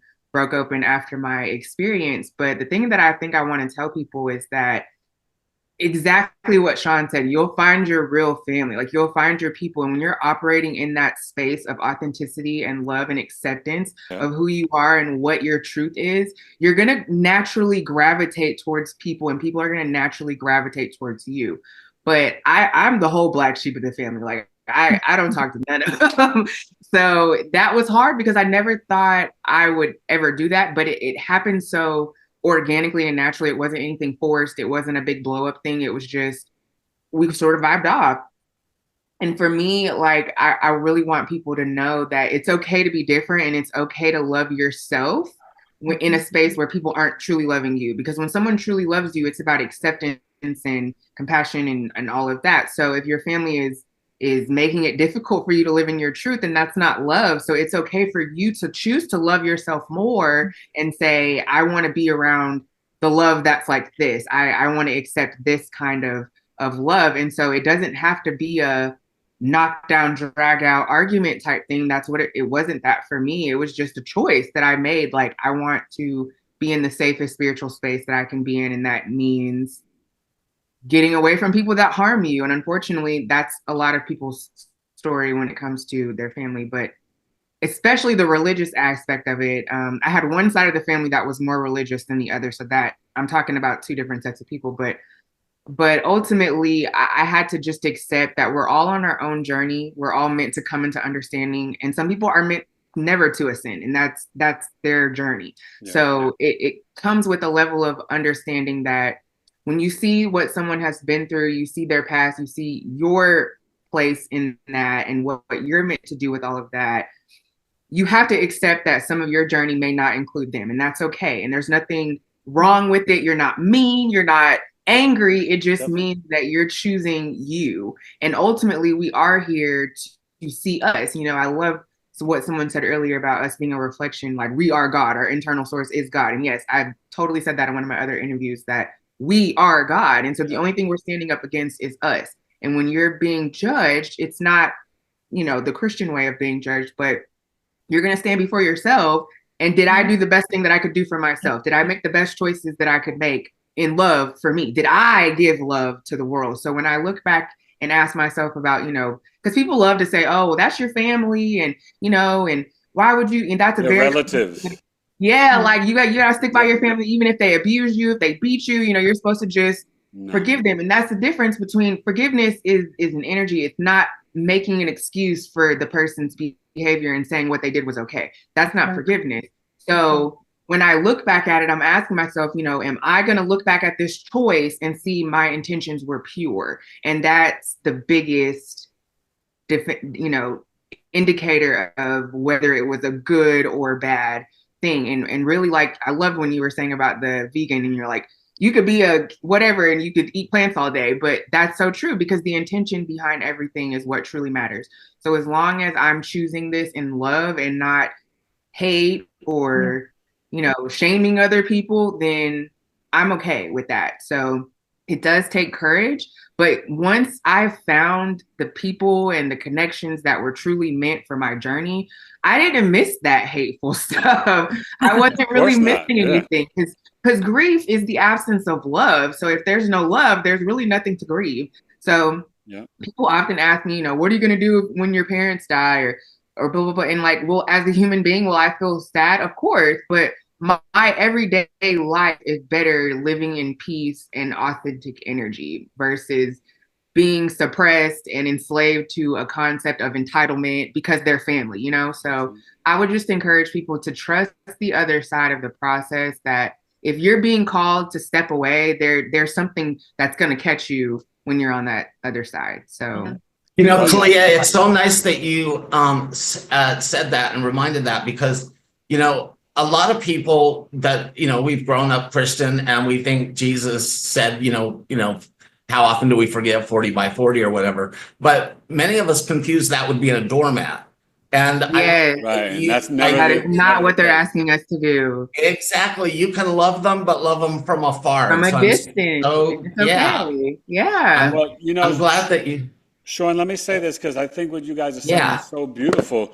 And to me, I like the word tribe, right? Or community, even over family. Yeah. And I think that what you're saying is so true and powerful, because if we think about it, joy, gratitude, love, and authenticity, by far the 4 highest frequencies. And when you're living in that space of love and authenticity, you know, that family could be your neighbor. It could be the stranger in the street. And, you know, you will energetically attract your tribe. So when you are emitting that love, and I know when I came out of my NDE, it increased so much, even the love, like you were saying before, for the plants, right? The plants and trees, they're sentient beings, right? Science is always catching up to spirituality, right? And they're learning, like, just like how when you're like a mile away from your home, a dog or a cat can sense you, well, so can your plant. And so that's the message that I want everyone to say. And when you asked the question earlier, and how you guys were talking about in the NDE realm and the spiritual realm, when I think about the dream or the NDE, what's so fascinating, and just like both these powerful women were saying, you will see things in the spiritual realm, and then it may actually play out or manifest in reality later on. And I've had these experiences of what I saw during my NDE has now come to fruition. And it's very humbling and very powerful, but it lets you know that life is eternal. And on the other side, there's so much truth and wisdom. And I loved how you were saying that you were just standing in that truth, right, Yandea? And, and even when you mentioned the wall, and I didn't experience the wall experience, Yeah. like two of you were saying, but you do kind of like everything is kind of answered for you as soon as you think it or even kind of even feel it. Yes. But, I just loved all three of you, the intention, and I just would encourage everyone to continue to explore love and really the self-love, because we have to love ourselves unconditionally. And we must all, as I say to all my clients and on my podcast, we must retire from negative self-talk. And that goes back to what Chris was speaking about, and so powerful. And I just loved, how Chris spoke that, and just the intentionality with working with the special needs children. It's so magical, and I did it for 10 years and I miss it. But, thank you so much. You guys, this was, beautiful. So I applaud all of you. Well said, Eric. And by the way, just for everybody, if you didn't see Eric's story when he spoke to Hawaiian IANDS, I just stuck a link to it. He was in a coma for 40 days and has some very amazing experiences. And what's so cool is like you, Khaliah, for many of us after NDEs, we do lose relationships. Yes. And divorces are really common. But I gotta say, Eric's wife, Alana, is just the most amazing woman, and like their relationship, I'm gonna venture to say, is even better, right? We're almost up to getting ready for 17 years of marriage, but she was my greatest advocate while I was in coma, fighting for me. The irony of it, though, because I had a very kind of dark NDE in my near-death experience, she was like cheating on me and trying to kill me. And that wasn't the case at all. But she was at the hospital so much in my coma, I thought she got a job working in the hospital. So that shows you how much she was there for me, on the other side. So it was. She wasn't letting those security people keep her out. No, she was fighting for me every step of the way. And even so much, right, in terms of the tube feed, where I did not wind up becoming a diabetic, because just so you guys know, it's very important. Kate Farms is what you want on the tube feed. They will give you Jevity and A+, and that can lead to diabetes and blood pressure issues, so many things. But we knew, because we took care of my mother. I took care of my mother for 20 years, who was a survivor of breast, brain cancer, and dementia. She was on the tube feed Kate Farms. And it's natural, organic fruits, vegetables, and brown rice. And that's the tube feed you want. So just put that in your mental pocket, put it in your will and trust if you need to, so if you get in the hospital, because they will give you the bare minimum. So please. And that's another thing that Alana fought for, because you were in a coma, and she's like, he ain't having that crap you guys are giving him. So, but I think okay, so I wanted to get to a couple more questions. Please make sure that you keep sending me your questions if you have more. But Yandea already kind of answered this. Oh, and Chris had to leave, unfortunately. But Khaliah, maybe you could talk a little more about God, what you experienced God, and then also you didn't experience a traditional judgment like the Bible says or anything, correct? No, I didn't experience any judgment like that. I had a glimpse of a life review, but it was kind of like backwards. But so my God experience, like I said, I had seen all the other stuff first, and I was like, I don't know what any of this means. I want to talk to the manager. I want to talk to God, like, and I'm ready to do that now. So, like I said, it was this just big giant mirror is the only way that I know how to describe it. Like it was just so big and vast, but like in the presence of it, I was just undone in the best way. Like the warmth, the love, like just this all encompassing, like this experience where every thought is connected and I can just retrieve it at any given moment. And like, again, I can just see that it is connected to everything that there is. Everything living is just, you know, connected to the source. But it appeared to me, like I said, as a mirror, and I could just see that it was extravagant, like just bejeweled, bejazzled, sparkles, like, and like I said, it was a mirror, so it was reflecting what I could see, but also I could see through it. So I knew that the other side of that was, you know, the point of no return that they said you can't cross if you get too close to it. Because the closer I got to it, I could see that I started to like dissipate. And so like I became less dense, like the more that I moved towards it. But it wasn't like I was looking at my hand though. I could just see like my energy like field or whatever was getting less. And it was like as I was getting closer to it. So that's why, but I also was told that I had to come back. I was not like everyone else that had a choice. It was very explicit that I chose this experience and I could not back out of it. I had to go. And interestingly enough, you know, a lot of us on this panel have talked about suicidal ideations, and that was one of the things that I was concerned about because I thought this was happening to me because I wanted to die, but they made it very clear that that was not, I wasn't being punished. Like it wasn't a punishment for wanting to end my life. And it also was very clear to me that that wasn't like, it wasn't the way Christianity had told me that it was this unforgivable sin and all that. Now, what it did make clear to me was that I would have to do it again. Like if anyone, like, so I understood that if I was to end my contract early, it's much like if you would end a service agreement early. There's fees that you have to pay, there's penalties, there's things, Right. repercussions for you ending your contract prematurely. So I knew that number one, there was no exit on that part. Like I have a whole different theory about that, but it was clear to me that that wasn't why this was happening. So I just want to make that clear as well, that this wasn't like a punishment because I was suicidal or nothing like that, you know, will truly separate. And some people, that is a part of their exit plan is that choice. So that wasn't mine, but it was. Because we all have soul contracts, yeah.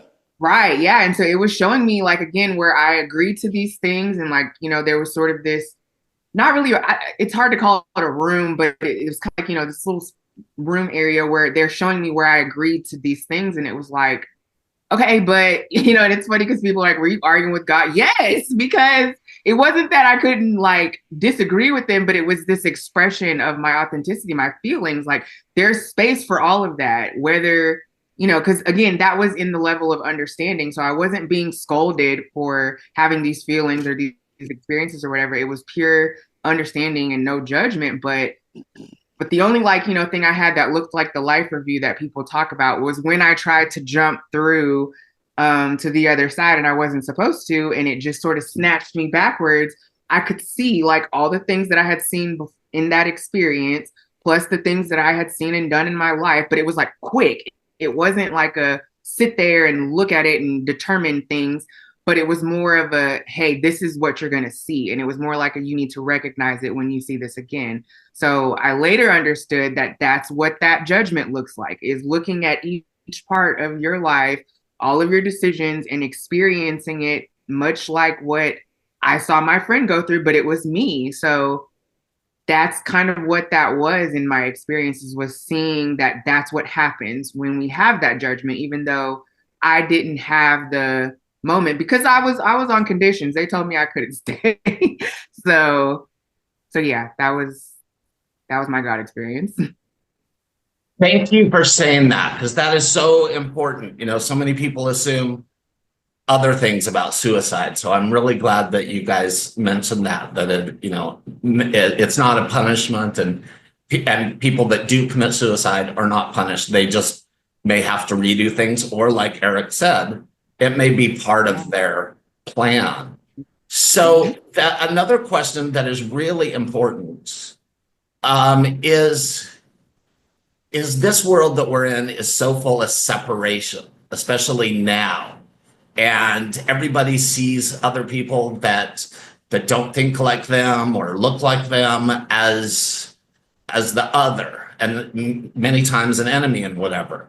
And so each one of you in your experience experienced oneness, and also that we're not a body. So if, like, each one of you could share a little bit more about that. It is so important that the world understands that we are all the same. We may look different, talk different, believe a little differently, but if each one of you would talk about your experiences and what you saw and learned about them. So I want to highlight really quick my experience where I saw the continents like together, like Pangea. Um, I believe that was a moment for them to share that message of oneness, and that we are all connected, and outside of these bodies, we're all, connected to the same source, because we've all been different bodies, people, colors, genders in the past. So we're all in that mix. Like, think of it as like, if paint was all mixed together, like, this time it's blue, this time it's green, but it's all in there. So we just kind of take from it when we step into these bodies for a little bit. But I've always been a very open person. That was something about me before the experience, but it got amplified afterwards. And also, it just kind of dawned on me that one of my experiences in the coma experience was seeing myself marrying a woman. Well, for fun facts, I was not always open about my sexuality.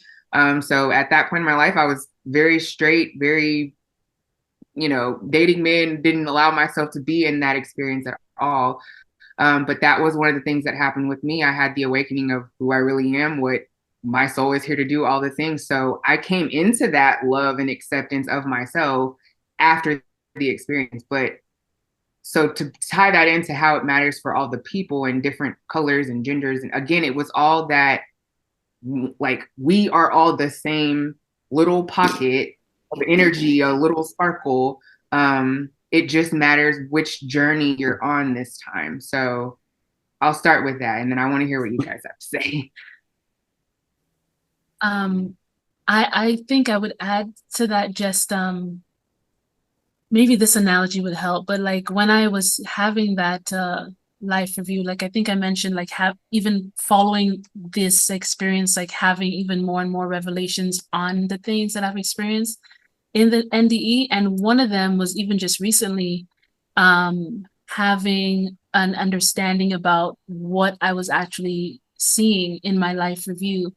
And I think, do you guys remember me saying a part where I said, why didn't this count? Maybe it's because I did everything through spirit, right? And maybe that's why it just kind of like disappeared. And that is where I got the understanding that each of these little pieces that we see of our life is just like little canvases. And we are here just painting, on this canvas.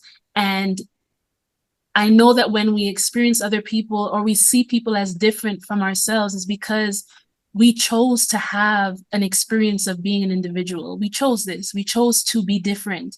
And part of being different is not seeing yourself as the same as somebody else. And that's just part of it, right? And so, but at the end, all of our little canvases come together to form this big tapestry, and maybe in this life, because one of the things I know for sure is that I've lived many, many, many lives. This is just one of our lives. And whether you did so-called better in another life, it's not even like that you did better or worse in a life. It's just you did what you did in that life. And so I don't really have like a feeling that we should even I don't want this to come around the wrong way. Just feel what I'm saying. I don't really have a feeling that we need to try to convince or sway anyone to even, at least not with many words anyways, to be into this idea of see me as yourself. I think what, I'm speaking for myself now, I think what it is to be able to love our differences. I think that's what it is more about. Like, we're different. I see where I'm strong, where you may be weak, where you're strong, where I may be weak. I see where you need me, where I need you, and it's good. Like, it's beautiful. So I think if we focus more on, yes, we are different and we love it. It's good to be different. It's okay to be different. Man, imagine a place of just What can we one. learn from our differences? Exactly. But everything, if you think of it, everything we love about life is the difference, right? Like different flavors of ice cream, different flowers, different days, the sunrise and the sunset. And then when it's just a bright day, the moonlight, you know what I mean? Like, we love differences. And so I think it's, for me, it's not trying to help us all see each other as the same to be one. It's seeing that we are different and there is oneness in the difference, because that oneness is making one beautiful artwork, one beautiful tapestry, different cloths, different, you know, threads weaving, going different directions, different colors, you get what I'm saying? Different tightnesses, different everything to just make a beautiful thing. And I think that's where I think it's, you know, will come together at that point. It makes me think of, I can help me with what kind of art this is, but that art you see where they start in a small space and they put one color and different color, and you don't even know what it is until the whole thing is together. But it's this beautiful picture, but you don't even see it until you see the whole thing together. So you step back. Like you step back and see it. Yeah, that's exactly how I see us coming together as humans and really uniting over the differences. It's not about I don't see color or I don't see the difference. Exactly. No, see the color, see it. Yeah, you have to see it. Yeah, see it, respect it, ask questions, and be curious about that. What can we learn from our differences? That's the most exciting part about, you know, being a person that has friends from all walks of life, colors, ages, you know, everything, is that I get to learn something different, a different way to do something, and that's okay. Yes. Yeah. I want to just say this because I think it's so beautiful what you guys are saying. And, you know, as an astrologer, I want to say to you guys, what's really fascinating is the natal birth chart. And we talk about soul contracts, and that connects to like the Kabbalah and all that. Very different, not the Cabal. That's something negative. The but Kabbalah. The life and all that. I just want to make that clear. But, you know, the natal birth chart is the map of your life and the remembrance of your soul. And even with the NDEs, I can see, you know, NDEs in the birth chart. You can see different things in the birth chart. Even those spiritual gifts that you have, Yandea, in the family and the lineage, you can see that in the natal birth chart. And so it's just really powerful. But we have to understand, we are not victims in the 3D, 4D, or 5D. We chose this. So it also means we're strong. We're built for this. There's nothing to fear. Faith over fear. Don't fear who's the president. Don't fear who's this. Don't fear who's that. We have to, and I've been saying this like months before the election, right? I've been saying to people, we are called, and at this time, we need to become the president and leaders of our own lives. That's Stop relying on these structures and systems. They are dissipated. They're dismantling. And what's happening right now, it's supposed to happen. Exactly. So focus on the self-love, focus on your spiritual discipline, no days off, and really just stay in joy, gratitude, love, and authenticity, and everything will fall into its perfect place for you in your life. So just, you know, stay. Every morning, you know, when you're intubated and you're in coma for 40 days, literally, I had to relearn how to do everything. And so just breathing and feeling the sun. When I tell you gratitude, like I can't help but be in gratitude every day, because when you go on the other side and you come back, you're just like, oh my gosh, my skin, the sun, the laughter of your children, like whatever it is, right? So just try to, without having an NDE, for everyone on this, you know, this Zoom right now, just try to just enjoy breath. enjoy laughter, enjoy the sun, enjoy Be everything. present. Yes, be present. Yeah, because all we have is the now, the That's all that consciousness. exists. Yeah. Yeah. Thank you so much for saying that, Eric. And by the way, just to remind everybody, Eric is an amazing astrologer. And what he was saying about the birth charts is really cool because my mom, she used to do astrology by hand.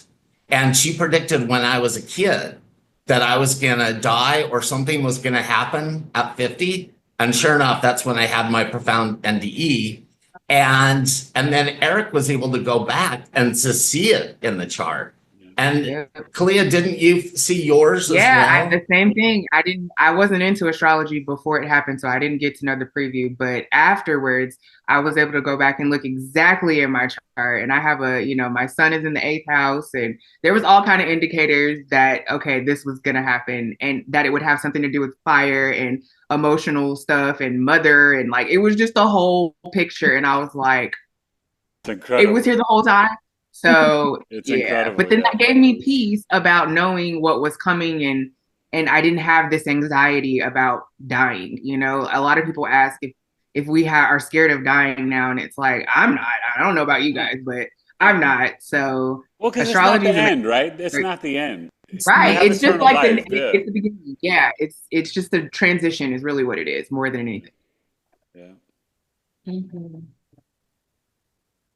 But I actually wanted to ask a question, and this is a little different, but I noticed some synchronicities within our stories. So, Yandea, I know you talked about you didn't want to receive any blood transfusions, and I actually received a lot. I received 59 units while I was in my coma. So my experience was that I woke up feeling like a different person. There was an obvious energetic difference. And I didn't know at the time, but afterwards I was like, it's because someone else's blood was in me. So I would be interested if you have any experiences about that. And is that why you chose not? That's why I chose not to.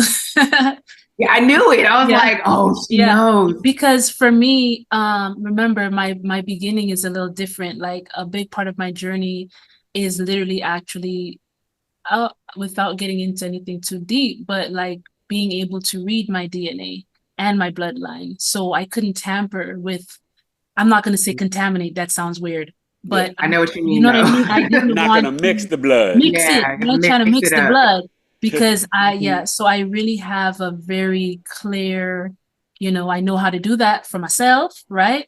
And so I was not trying to deal with anybody else's ancestral anything, you know what I mean? Yeah. I got, this real physical thing here. And I also knew that this is the way that I had to get out of this, right?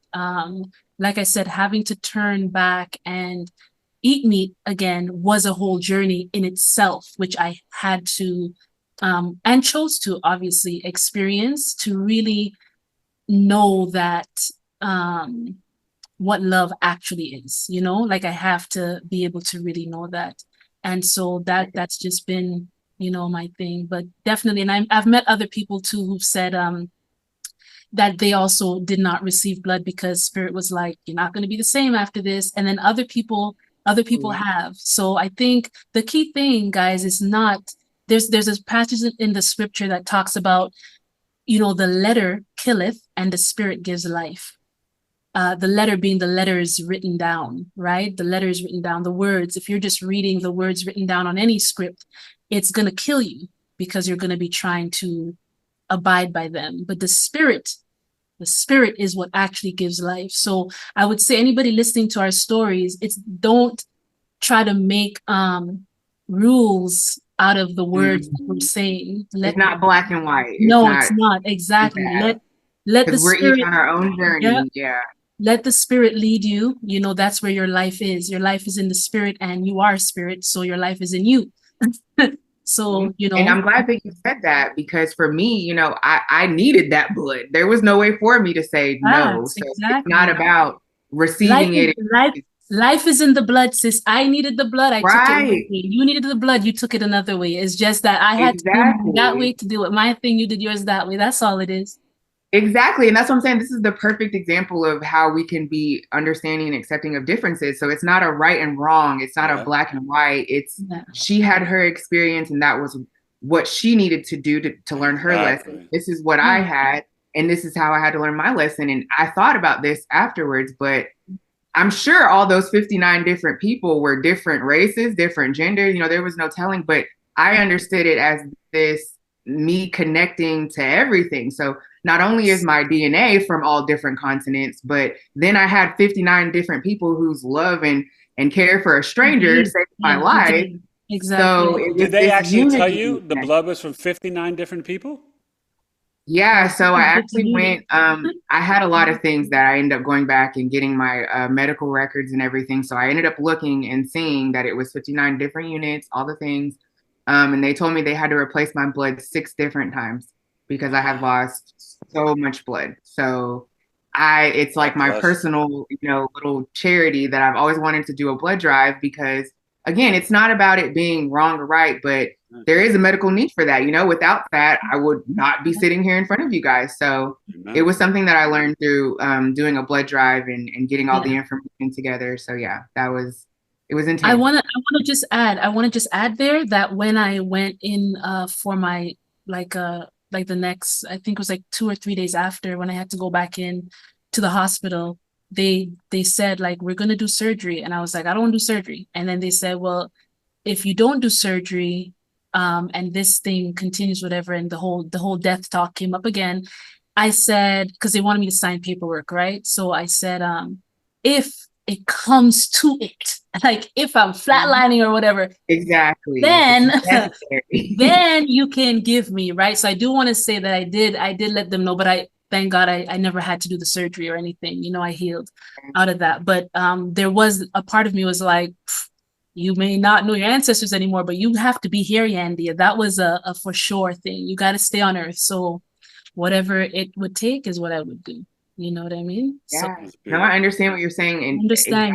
I'm happy you're here. And thanks to all the people who donated their life in some shared their life. Yes. I appreciate that because I've always said, somehow spirit, I just want to find out, energetically even who these 59 people are and give them a hug and blessing. Oh, I know that's right. That would be like a real tear-jerking moment. No, seriously. I want to find that, I have this whole plan, but I want to speak one more thing about that because I ended up needing a stem cell transplant at one point, and there was this big part of me that knew I was not supposed to do it, even though they were telling me that this was the thing that was going to save my vision and it was only this that would work. My spirit was like, no. And I just intrinsically knew that whoever's cells I was getting, especially coming to my eyes, I would either start having it was too much of a connection that was gonna mess with something. So I say that intuitively you intuitively knew that wasn't right for you. Right, I did. And so it was like, even though my, everyone outside was like, oh, just do the surgery. And I'm like, no, because it would mean me needing to be on immunosuppression. It would just change my body in a way that I didn't want to have that experience. So it was through that, trusting my intuition, that I went to the doctor and they were able to do a different type of procedure that didn't involve anybody else's stuff. And that was the surgery I talked about where I got my vision back miraculously in 45 minutes. So I say that again as the perfect example of just trusting your spirit, because it could be a different outcome. If I had committed to, I need to do this transplant because I have to, I would have made a choice for myself that would have left me with a different set of health problems. But trusting my intuition that wasn't the right thing for me led me to the truth, right? So again, that's a perfect example of how it's not a hard and fast stop rule about doing this is wrong or not doing it is right. It can be but both. what's even deeper, the message that you're giving us is that so-called doctors or experts, the expert is your intuition and your inner spirit.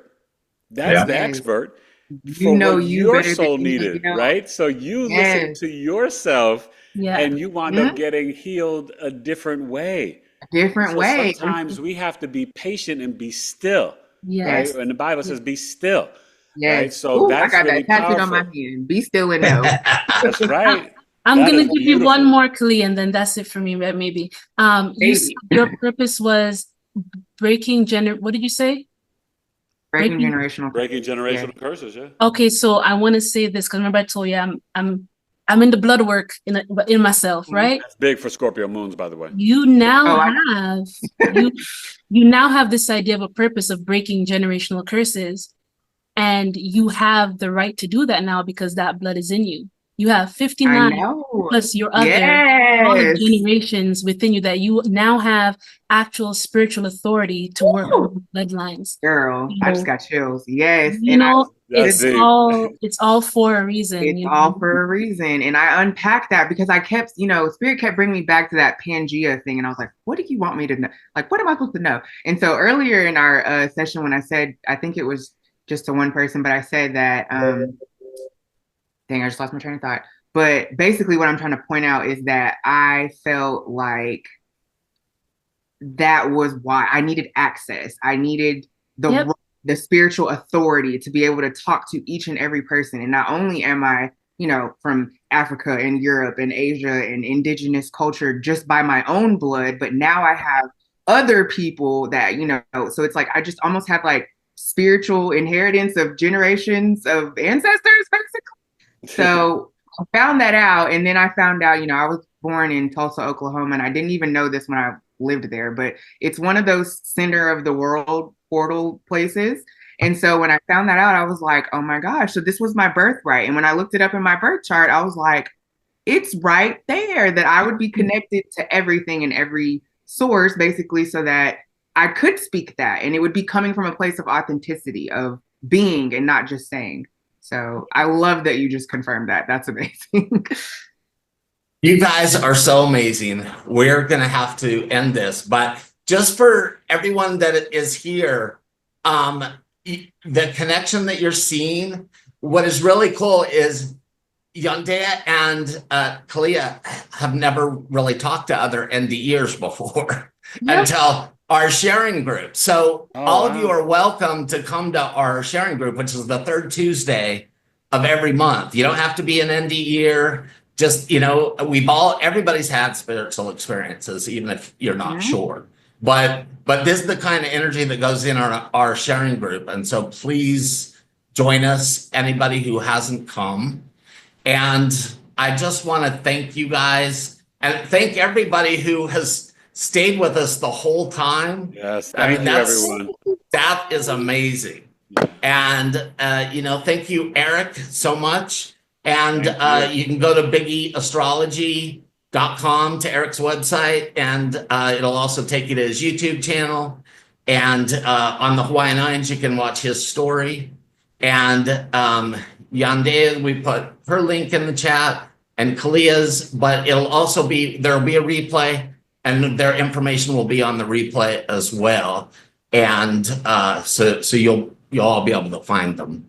And I just want to thank you guys again. Let's thank Chris. Let's thank Chris so much. Yes. Yes. He's such an amazing guy. Yeah. And unfortunately, he had to. He's got lessons to teach at school, so he's busy. So thank you, Loretta. Yes. And love you all. And have a wonderful rest of your weekend. And I look forward to seeing you all soon. Thanks. Aloha. Sean. Thank you for doing this. Love. Yes, Beautiful. so My much. pleasure. Thank you, Love ladies. it. It was amazing. Love you all. Love See you soon. Bye. I love Bye. you guys. Bye.